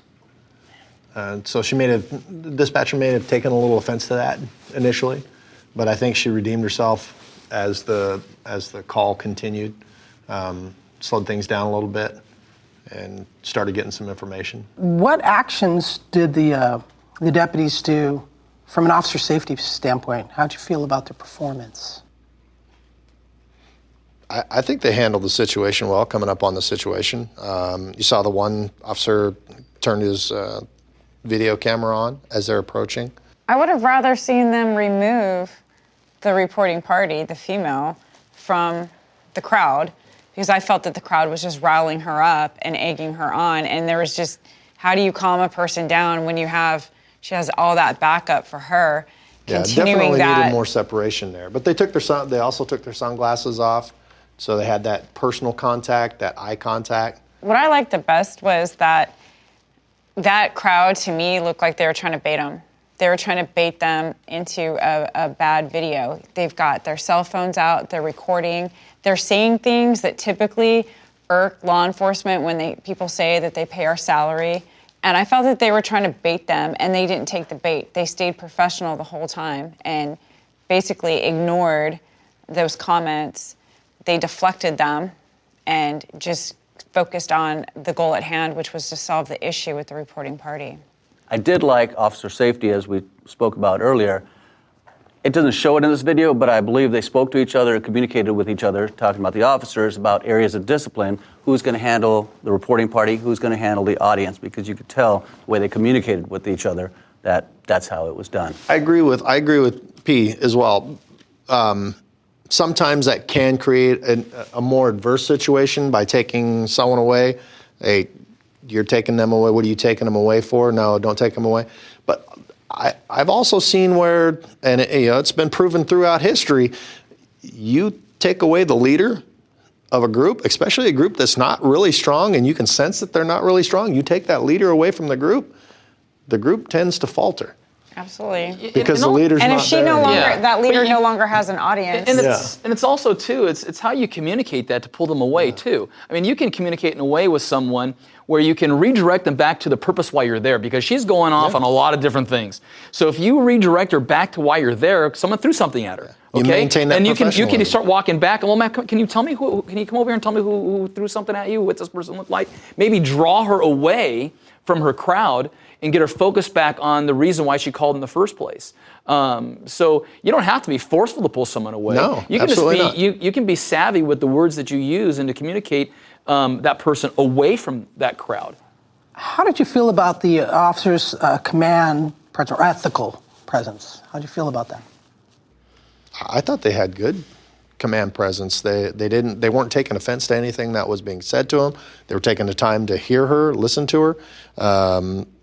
They had the opportunity to redeflect some of the stuff that was thrown at them to try and get back on track to what they were initially called there for.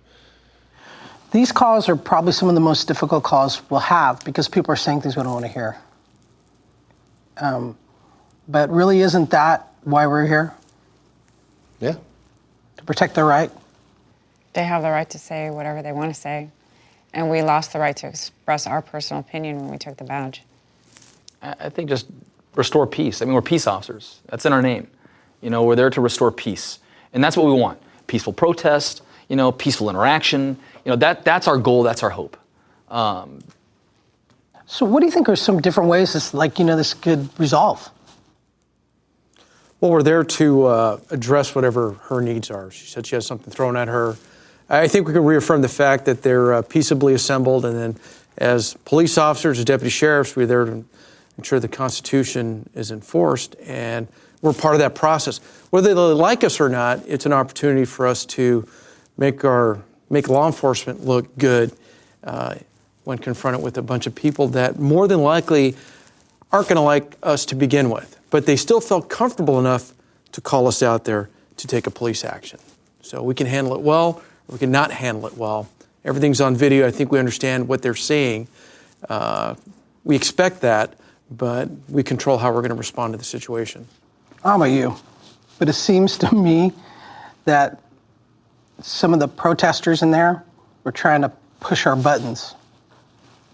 Understand? You know, hit at some of our triggers. Now, when it comes to her triggers, or our triggers, were they pushing them? Yeah, absolutely. I mean, their signs alone were a trigger. Fascist cops. Why would they consider us to be fascist cops? Something we did? Something somebody else is doing in our profession? How do we overcome that, though? You bring up a really great point, which is that if somebody had a negative contact, even if it's not with our organization, does that create a problem for us? Yes. Now? Absolutely. Makes it harder for us to do our job. So what are some of the other things, triggers? Lack of respect. Yeah.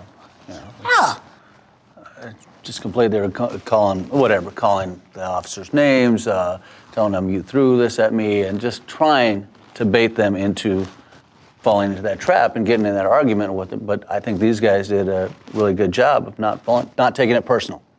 He brings up such a great point with the respect. That, I think, is a trigger for most cops, because we're always expecting everybody to be respectful to us. And the fact of the matter is they don't have to. They don't have to respect us. It's not a requirement. They don't have to be respectful to us. But we take it personally. We take it personally when people tell us to do their job. That's one of my triggers, is when somebody tells me to show up to help them out and they tell me how to do my job or I'm doing it wrong. It's frustrating. We all have triggers, but in this profession, we can't act on those triggers. Right. But is it important for us to know what our individual triggers are? Absolutely. Absolutely. We gotta so when know you're what sets faced us with off. it, you can control it. Yeah. Awesome input. A lot of things to think about. All right. Let's go out in service. Have a good day. Be safe. You want to go get a cup? The officers walked into a situation that was pretty tough. The protesters found triggers. They know what our triggers are. It's obvious. It's really important to maintain your professional demeanor, to maintain that officer persona and officer presence in the best way, because everybody's watching. These officers never got drawn in by the words and the verbal attacks, and that is the difference between a professional face and your personal face. They made eye contact. They slowed down. They listened beyond. They filtered out the anger, the emotion from her, and really got to what was going on. One of the things we wanted to do with that scenario is make sure that the officers were really showing that empathy and showing that they may not necessarily understand why the protesters are protesting, but that they can empathize with what their reasoning is. I think the dispatcher got just a little edgy, but what I really liked about that was you could tell the minute the dispatcher regrouped and took it down a step. That, to me, was a contact professional. To me, I think one of the big concepts of tactical communication is separating yourself from the situation, not taking it personally, particularly when it's an attack on you. The officer needs to understand what he's trying to get out of the engagement. And he doesn't have to win the argument. He's not there to win the argument, but that's human nature. When you get into an argument with somebody, you want to win the argument. And we've got to teach the officers that's not what you're there for. You're there to ensure public safety, and you're there to enforce the law. And you've got the authority to do that, so ultimately that's going to happen. Let them win the argument. Tone is the most deadly four-letter word. The manner in which I deliver a word, a phrase, a command says much more than the word I chose. When you're trying to regulate or modify how a situation is going, lowering your tone, slowing your tone down, or your speed in your speech can really help to control or rein in how somebody is communicating with you. And they usually tend to match what you're doing eventually. 50 to 60% of the messages that we send to people are body language. It's a combination of your voice and your body language, right? What you do with your hands and your arms and how you stand has a huge impact on people. Your body language, your clenched fists, the way you walk, your stance, your tone, your fluctuation, how loud you are, the aggressiveness behind your words.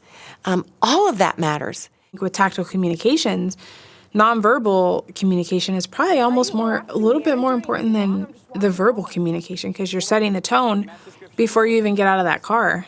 Often referred to as the 5 tools for effective communication, the acronym LEAPS is one of the most effective tools in any verbal interaction, be it professional, social, or personal. The acronym LEAPS stands for listen, empathize, ask, paraphrase, and summarize. And officers will find the LEAPS tool is especially effective when trying to generate voluntary compliance from a subject that is emotionally upset or less than cooperative. If the ability to communicate with others is the most important tool a peace officer can possess, then the second most important is the ability to listen to others. Listening really gets you what you want without having to say much. And while we have all these other things going on in our mind, the only resource you really need are your ears and your ability to restrain yourself and listen.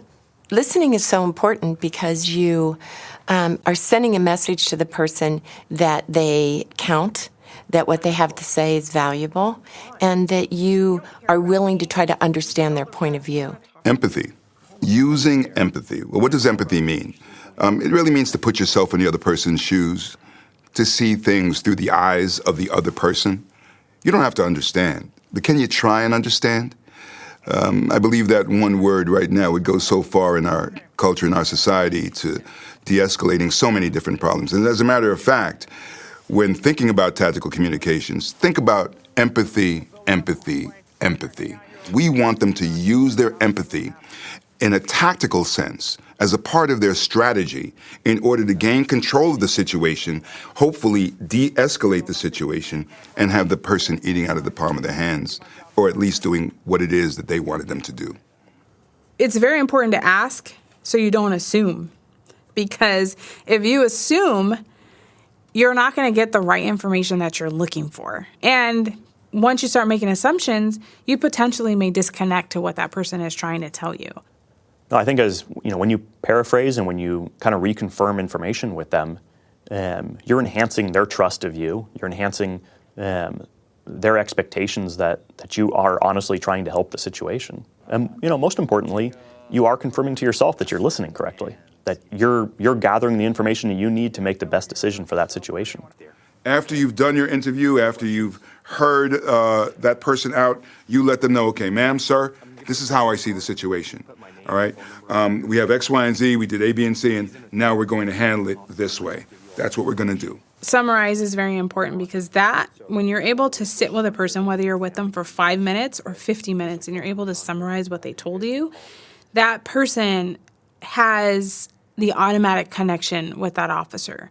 One, because you spent the time to listen to what they told you.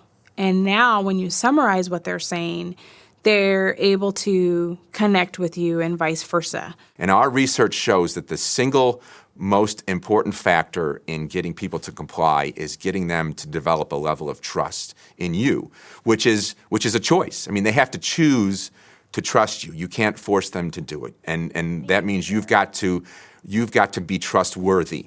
Right. So your big effort in these kinds of situations is demonstrating your trustworthiness to the other person so that they're going to give you the level of trust that's going to allow them to cooperate with you. Because if they don't trust you, you're a threat, they're not going to cooperate. That's just the way it works.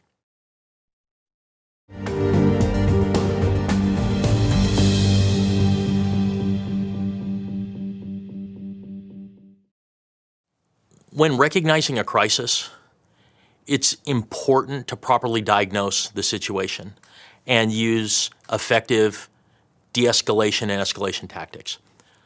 And sometimes that means immediately recognizing that tactical communication is not my best option and that I need to do something quickly to gain safe control and stop the threat.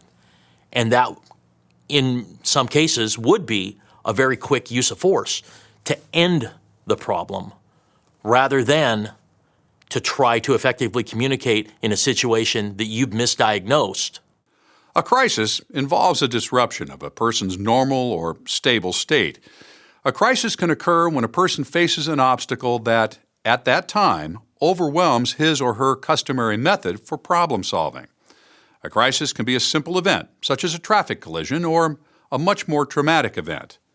What is important for a peace officer is to successfully diagnose a crisis and recognize the emotions an individual or individuals are experiencing, be it anger, grief, rage, excitement, or mental impairment, and to understand the individual may actually be in the midst of a crisis. This crisis recognition is crucial in helping to determine the best response to any given situation.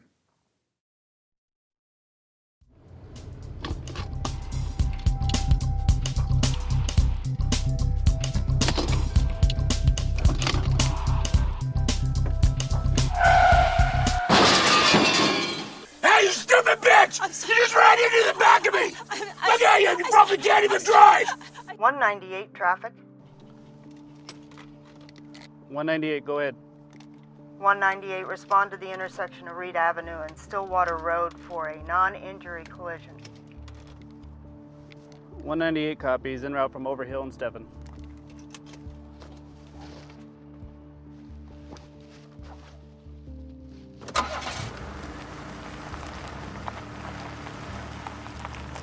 You don't even have a driver's license, do you? Stupid women! No. Look at you! Stupid woman! You can't even drive, can you? 198 on scene.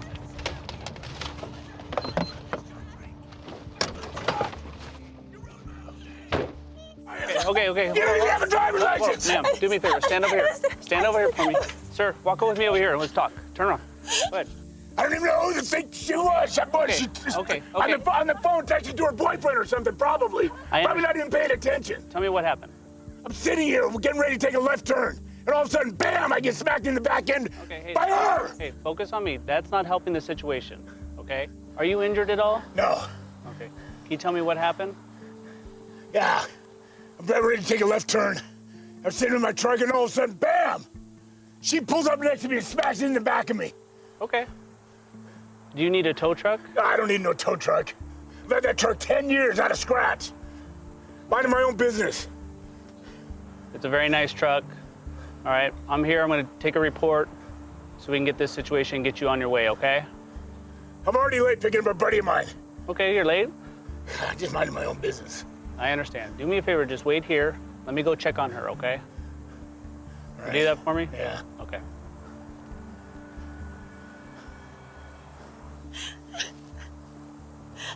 Ma'am, first. I know, ma'am, I understand. I dropped it. I picked Okay. it. And then Are you okay? Are you okay, ma'am? Okay, do me a favor. Just take a couple deep breaths with me. Just relax. I'm sorry. I know. I stopped it. I couldn't see. I stopped the car and Okay. Are you injured at all? not my car, my auntie car. Okay. I don't have the money for the car. My auntie car. Okay, it's your aunt's car? Yeah. Okay, yes. perfect. Is there anybody I can call for you? No, not anybody? It's not my car. It's not your car? It's not my car. No, not anybody? It's not my car. It's not your It's car? not my car. So what do they have in that call? You have two people that are completely hysteric. One that's more angry and one that's more emotional in regards to just being distraught. Do you think any cultural issues might be at play? A little bit. In what aspects? She seemed like there might have been a language barrier with the female driver. What techniques did the officer do that helped or hurt the situation? He separated them. Yeah. He separated them, which helped. He took away and dealt with the angry person first. He started which employing leaps. Yeah, I think it's important to deal with the person that's angry before the person that's emotional and get him, de-escalate him and his behavior, and then deal with her. I agree. That situation there obviously could have gone a whole lot worse than it did, but the deputy did a good job of getting the subject or the person that was obviously more upset calmed down first, creating that separation between the two, keeping his officer safety in mind, turning the guy's back to the female so he wouldn't concentrate or focus on her, and focus on him.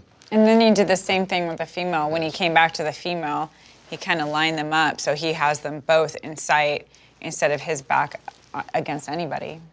So when the officer was using strategic communication, what's one of the things that he might have done? I think he recognized the situation or the crisis. These two people were experiencing a crisis in their life at that moment.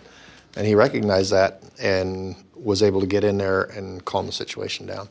Was able to diffuse the situation. So make sure I'm getting this right. So the aspect that he had crisis recognition was an important part of a good resolution in that contact? Yeah, absolutely. I totally agree. Things aren't always perfect, like in a post video. Sometimes you're out there and you got to handle these calls by yourself, right? Right. Yeah. Absolutely. I think the goal is to bring things back down to reality. You mentioned, what do we have here? It's a traffic collision. And sometimes people have, like this gentleman here in the video, he's so concerned about his truck, never had an accident, or never had a scratch within so much time or what have you in regards to how long he's had the truck. And the officer acknowledged that. He acknowledged the fact, yeah, it's a nice truck. I can see, why you're upset. But to bring him back down to reality in a sense that, hey, listen, it's going to be okay. Things can be repaired. Things can be fixed. And same with her. She's so upset. She feels so guilty to what happened. She's trying to explain. She dropped something, or she tried to just grab her glasses, or whatever she's trying to communicate to the officer there. And but letting her know, it's okay. This is just an accident. You're going to be fine. And he's already established she's not hurt. And she was showing some of that cultural difference when she was talking about, this is my aunt's car, and I just destroyed my aunt's car. I don't have the money to pay for it. And that, I know in some cultures that's a big deal with respect within the family. If somebody allows you to borrow their property and you don't take care of it, that's a sign of disrespect. So I could see that. I can see that being an issue for her, causing her to even be more upset about the situation than what it actually was. It's property damage. What I like the officer, neither of them were hurt. He never told either one of them to calm down. They're both so amped up, whether it's anger or emotion, but the surest way to make it worse is to tell a person to calm down. He talked to the lady about combat breathing and asked her to take a breath in order to get her to calm down. He spoke in a manner that would get anybody to calm down. Calm. Tone. Very, Nice very and calm calm tone. and pleasing. What do you do with the male subject? Focus on me. Yeah, focus on me. Or focus on me. Focus on me.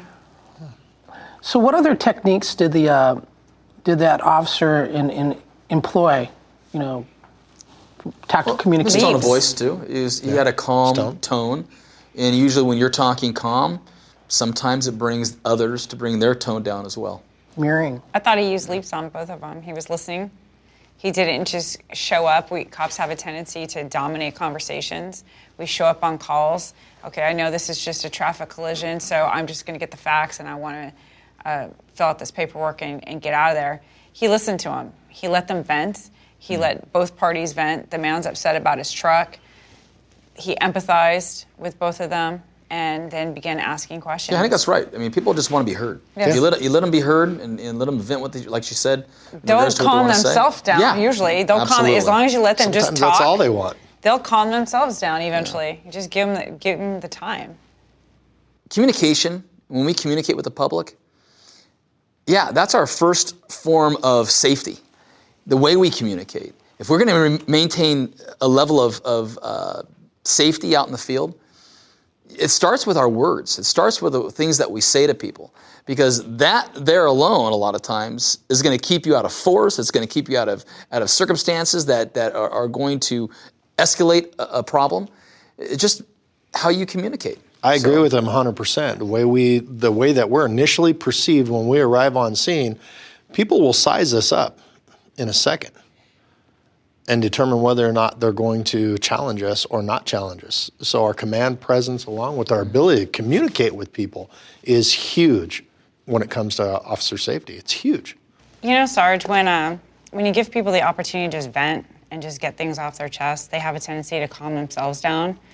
As they talk, they'll just diffuse a situation themselves, which is part of the 4 tenets of procedural justice, the voice, just letting them have their voice. I think sometimes we think it needs to be an and/or, right?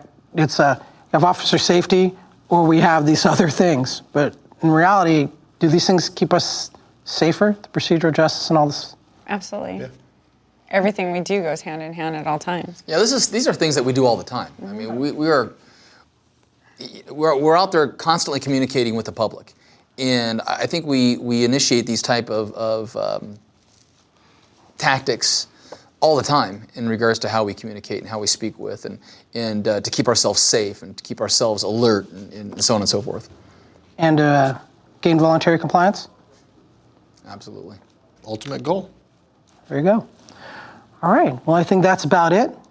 Let's get all our stuff and head out. And I think we got your vacation approved. Awesome. Where are we going for lunch? Vacation. I'm not going to lunch.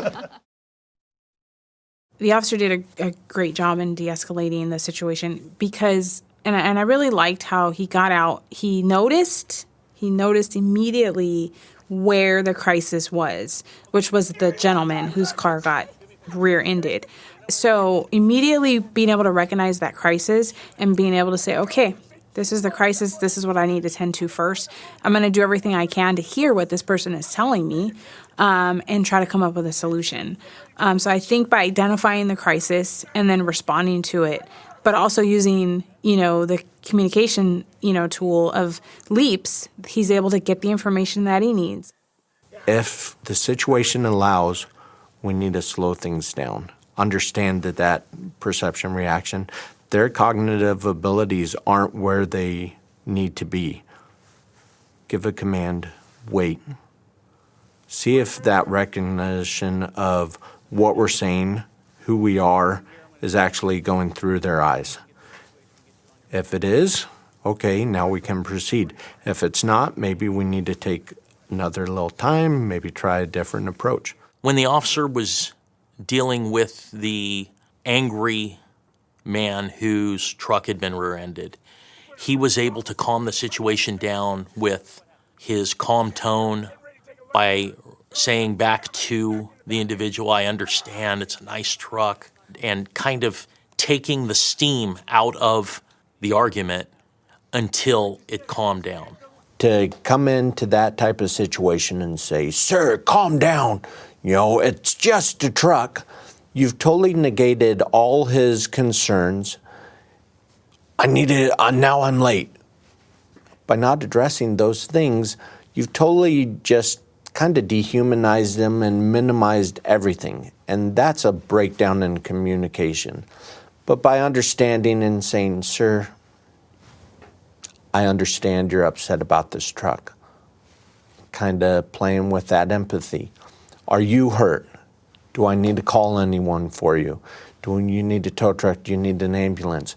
One, it humanizes him. First and foremost, we take care of his immediate needs, but also piggyback with that, you take care of the needs of his truck. All right, hey, maybe this cop is actually concerned about what I'm going through.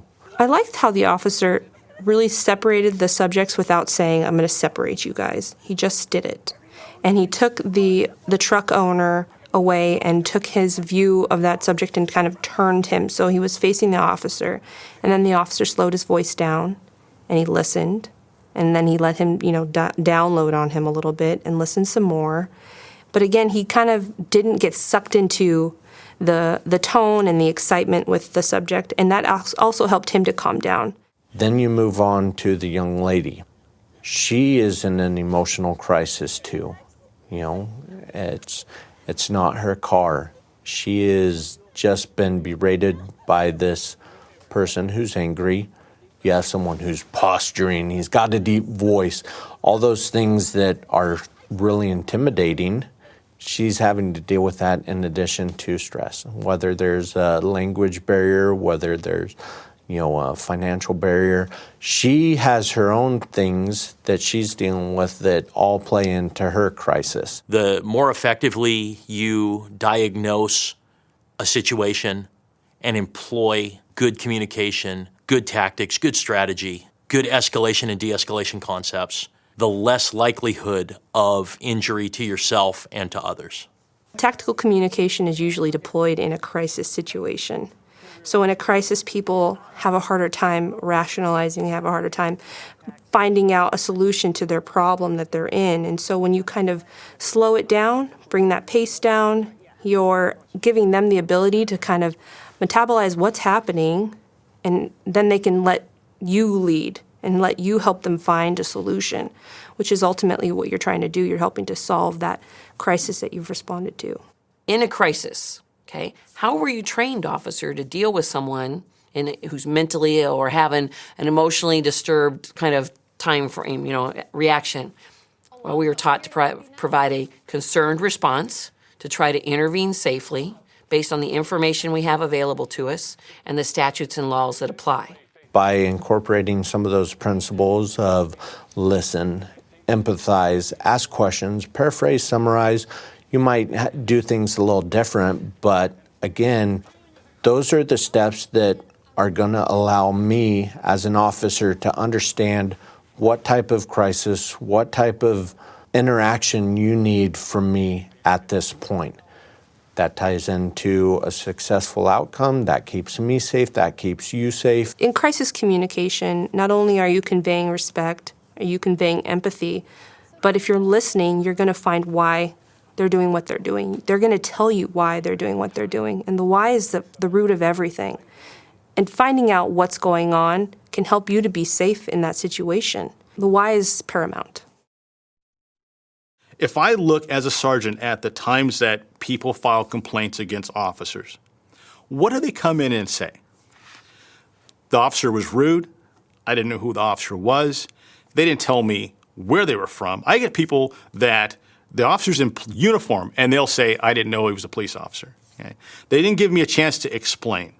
So those first 4 questions, those first 4 components of that 8-step, in the first, and I want to say really in the first 6 seconds of that contact, if you can deliver those, okay, without compromising officer safety, if you can deliver those in the first 5 to 6 seconds, for me as a sergeant, you've eliminated the basis for the majority of the complaints that come into our police department, right off the bat.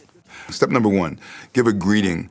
Good morning, good afternoon, good evening. Just something as simple as the greeting and the identifying yourself and the explanation of the reason for the stop. Right there, many of us, depending on the day we're having, or depending on the assumptions that we have when we're working up to a vehicle, we can actually blurt out the wrong information or blurt it out in the wrong tone or attitude. Hey, buddy, where the heck are you going? Where's the fire? You know, that sort of thing. And it could set completely the wrong tone for the rest of the interaction. Step number 2, identify yourself and your agency. It makes you sound that much more powerful and confident when you give somebody your name and your agency. Listen, it's not just me, I have the whole agency behind me. Step number 3, the officer identified exactly the reason for the stop. This is what I saw, this is why I stopped you. By explaining the reason that you've stopped them, you've already taken away a good amount of the complaints that people bring up, because you're telling them that I had a legal reason to stop you. And then ask the question, step number 4, is there any justified reason for that? Actually, I believe after step number 3, the motorist denied actually doing what it is the officer said he did. The officer did not buy into it, did not engage in the pulling or the tugging match of the conversation, simply deflected the motorist refuting his allegations. We've all encountered uncooperative individuals who are resistant to our lawful requests. The 5-step Hardstyle can be used to transition from an 8-step when a subject becomes uncooperative. Called the 5-step Hardstyle in reference to having to work a little harder to get the compliance you need, this verbal technique is an excellent tool that can be used before a situation is escalated. My reason for being there is to regain control of that situation. So there are times when people won't do what we direct them to do. We switch to the 5-step so that we can regain control of that situation. The sooner we can regain the control of the situation, the safer everyone in that situation is. When the officer asked, again for the compliance, then had to explain again what it stood for, what it meant, that it was no admission of guilt, the officer then had to go to giving the motorist his options. At that point, notice the officer gave the good options first. I'd love to see you do it this way. This is better for you. And then gave the bad options second. That's key in giving the person their options in doing step number 3 of the 5-step. Reason being, if you give the negative options first, you could go to jail for this. The person might get so aggravated and never let you actually complete what the positive options are. So you always want to give the positive first and the negative second. You want to be specific, and you want to make sure you can identify what's in it for that other person. Showing options, giving them time to process. People, while getting pulled over seems insignificant to us, for some people it's a crisis. For some people it's you pushing your big thumb of the law onto them in their little state. So it's really important to kind of express that understanding, slow it down, and give them logical options so that they can see themselves through that problem. Just like muscle memory, from repeating swinging a baseball bat or swinging a tennis racket or kicking a soccer ball, we can develop these cognitive skills to the point where they tend to become automatic. And in fact, that's exactly what you want to have happen. You don't want to be in the heat of the moment saying, which tool do I need to pull out of the tool bag? You just need to automatically do it because in many of these kinds of situations, seconds matter, right? So it's got to be instantaneous. It's got to be instinctual. It also goes to that police legitimacy, ambassador of our profession mindset, where when that person leaves, whether they have a ticket or not, they had a positive experience professionally. No one's happy to get a ticket, but they can leave at least respecting that their police department is professional.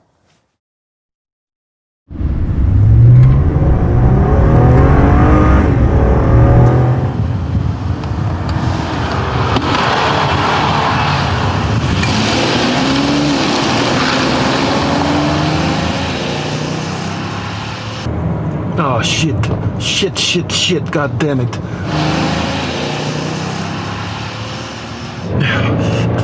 Don't have time for this shit. Oh, once again, never freaking ends.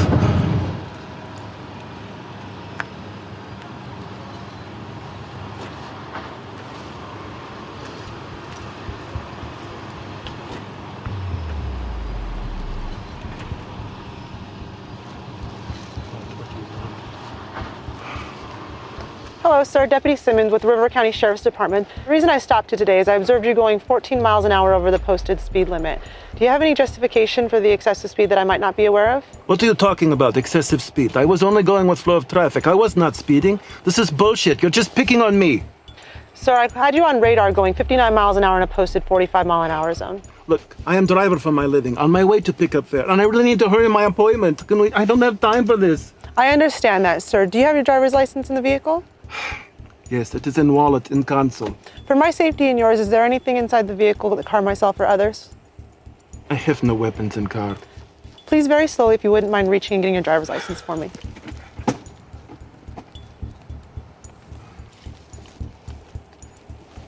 Thank you, sir. I'm also going to need your vehicle registration and proof of insurance. Do you have that in the vehicle as well? They are in visor, overhead. Wonderful. If you don't mind, please getting that for me as well. If you wouldn't mind removing the two documents and handing them to me, please. Freaking kidding me. Thank Here you sir. go. You're just picking on me. My speed was no different from that of all other cars. Is all the information on here correct, Mr. Petrov? Yes, it is. Now, can we please hurry this up? I need to get to my fare.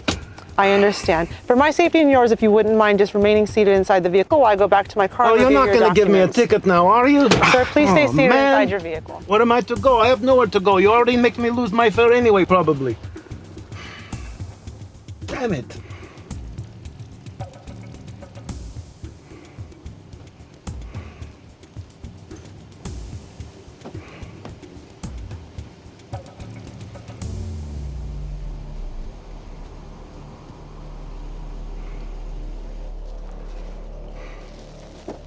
God damn it.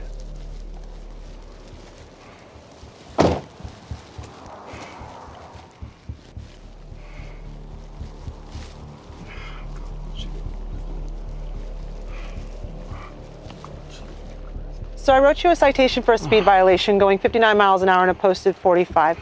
I'm going to need your signature on this citation. It's not an admission of guilt. It's a promise to appear in court on the listed court date and time right here. Okay, sir? This is such bullshit. Such bullshit.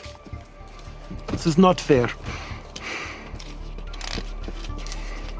Here's a copy of the citation as well as your documentation. Thank you for your cooperation. Please Yeah, drive whatever. carefully. Yeah, whatever.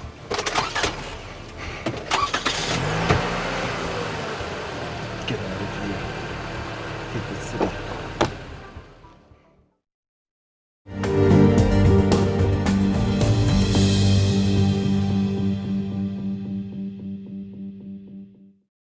The 8-step contact is in line with the 4 tenets of procedural justice, and it shows professionalism. And there's nothing wrong with introducing yourself to someone, stating who you're with, and stating why you've stopped them. Not every situation affords you the opportunity to do that. There are tactical situations where that would not be wise.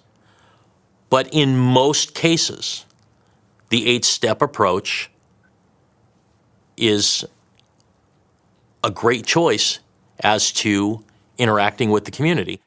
As you'll see in the upcoming scenario, the tactical 8-step vehicle stop is an important component of any traffic stop.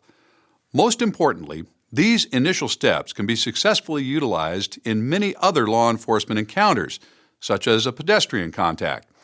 These techniques also enhance procedural justice and can promote voluntary compliance. The 8-step process is essential to promoting a more professional approach to vehicle stops. These steps can also provide an officer with additional assessment time, and this technique has been proven to lessen citizen complaints and enhance officer safety. The tactical 8-step approach consists of Step 1, give a greeting. Step 2, identify yourself and your department. Step 3, give the reason for the stop. Step 4, ask for a justification. Step 5, request the driver's license. Step 6, ask for registration and insurance. Step 7, make your decision. And Step 8, a professional closing. It's important to remember that all of these steps should be presented in a professional tone. These steps create a style of law enforcement that helps to improve both an officer's image as well as the department's image within the community.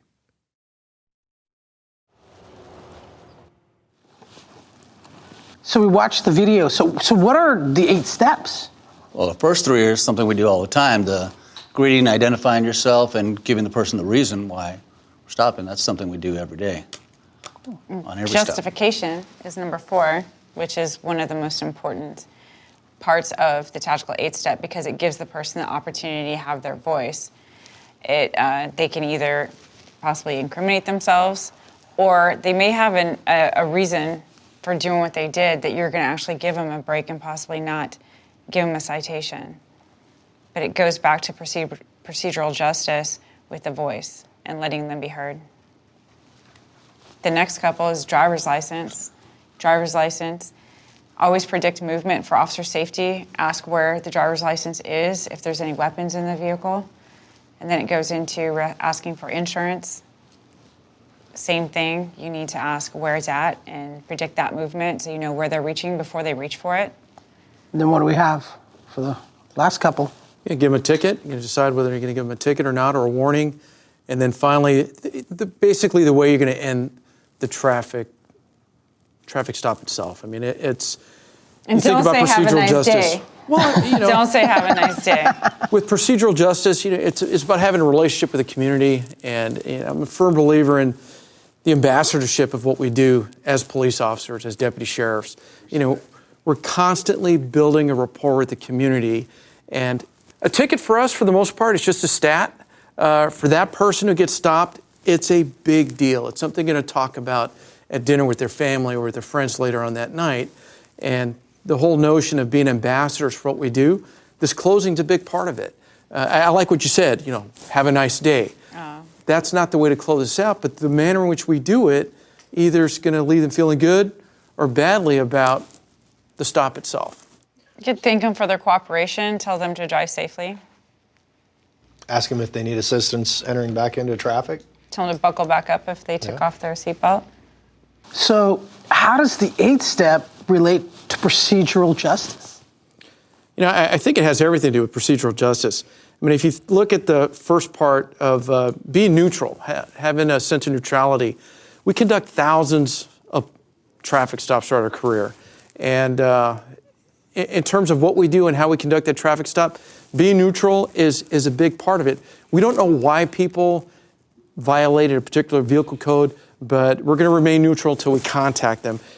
We speak to them, we give them the opportunity to voice why they may have violated a certain traffic violation. And they may have ran a stop sign because there's a personal emergency, family emergency taking place. We give them the voice in order to explain to us what's happening. At that point, we may decide to give a ticket or not give a ticket, but we're giving them or affording them that respect when it comes to the traffic stop itself. Ultimately, and I'll mention again and again that we're ambassadors for our profession with the public. We build that trust with the community stop by stop, contact by contact. And ultimately, the 8th step, it embodies procedural justice because it encompasses all 4 tenets of it. Sometimes people don't cooperate and we have to transition right into a 5-step. There you go. Sometimes they won't sign the cite. So let's watch this next video. Yeah, screw you.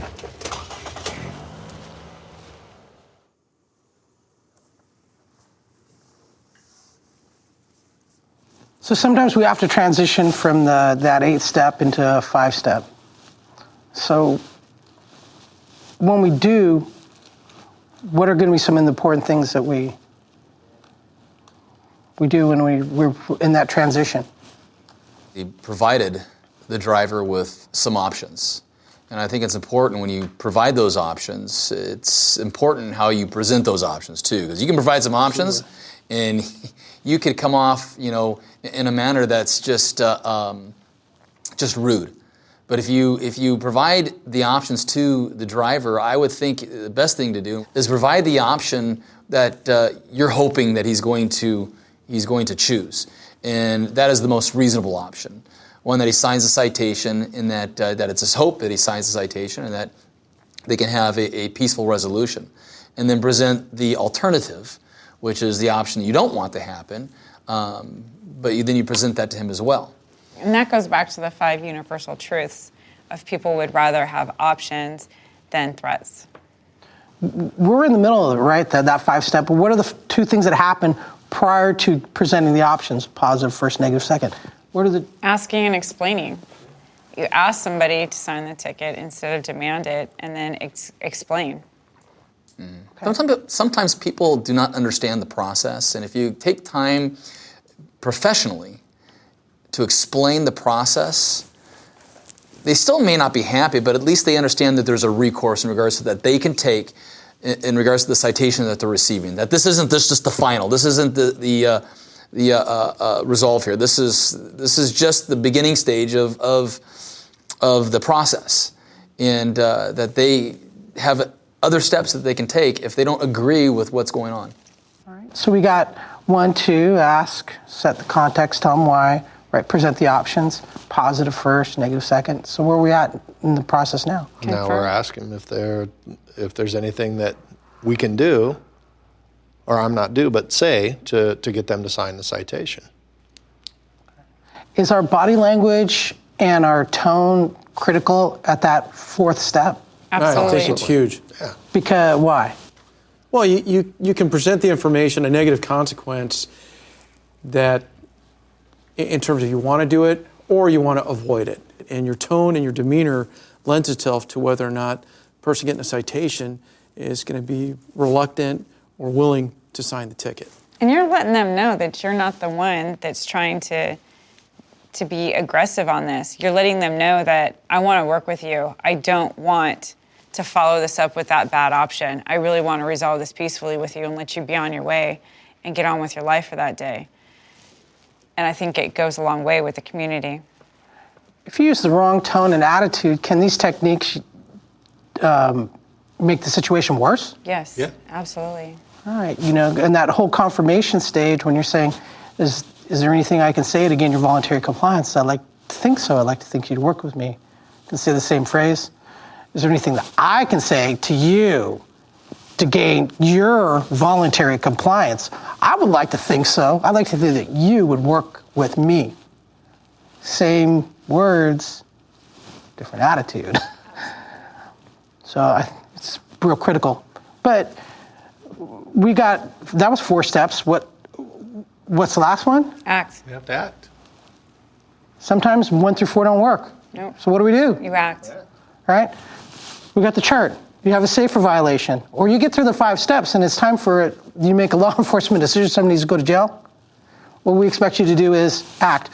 That step 5 is just as important as step 1. We don't want you talking to people and getting a long, excessive repetition, a long dialogue when you should be putting handcuffs on them. We want you to be safe. All right. Anything that makes me safer is something I'm interested in. How about you guys? All right, anything else? Awesome input. A lot of things to think about. All right, let's go out in service. Have a good day. Be safe. I'm going to get a cup.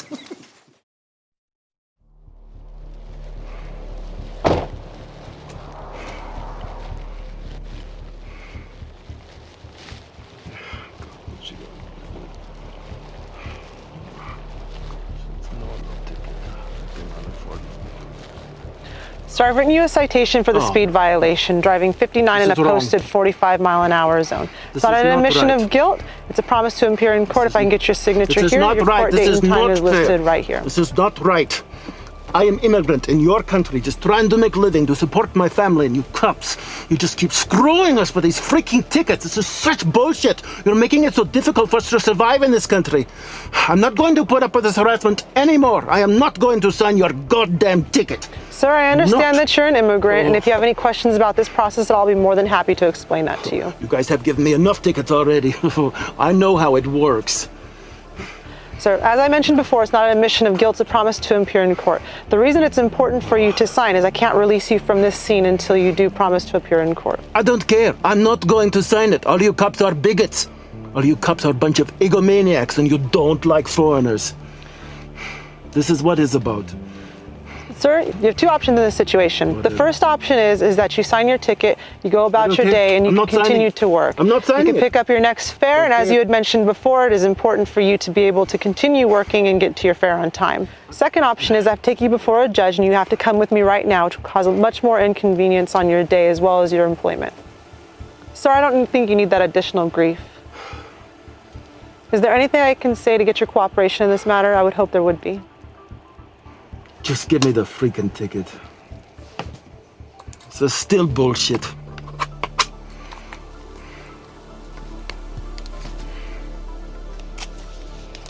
Here's a copy of your citation as well as your paperwork with the court date. I appreciate your cooperation. Yeah, whatever. Please drive careful. Yeah, screw you!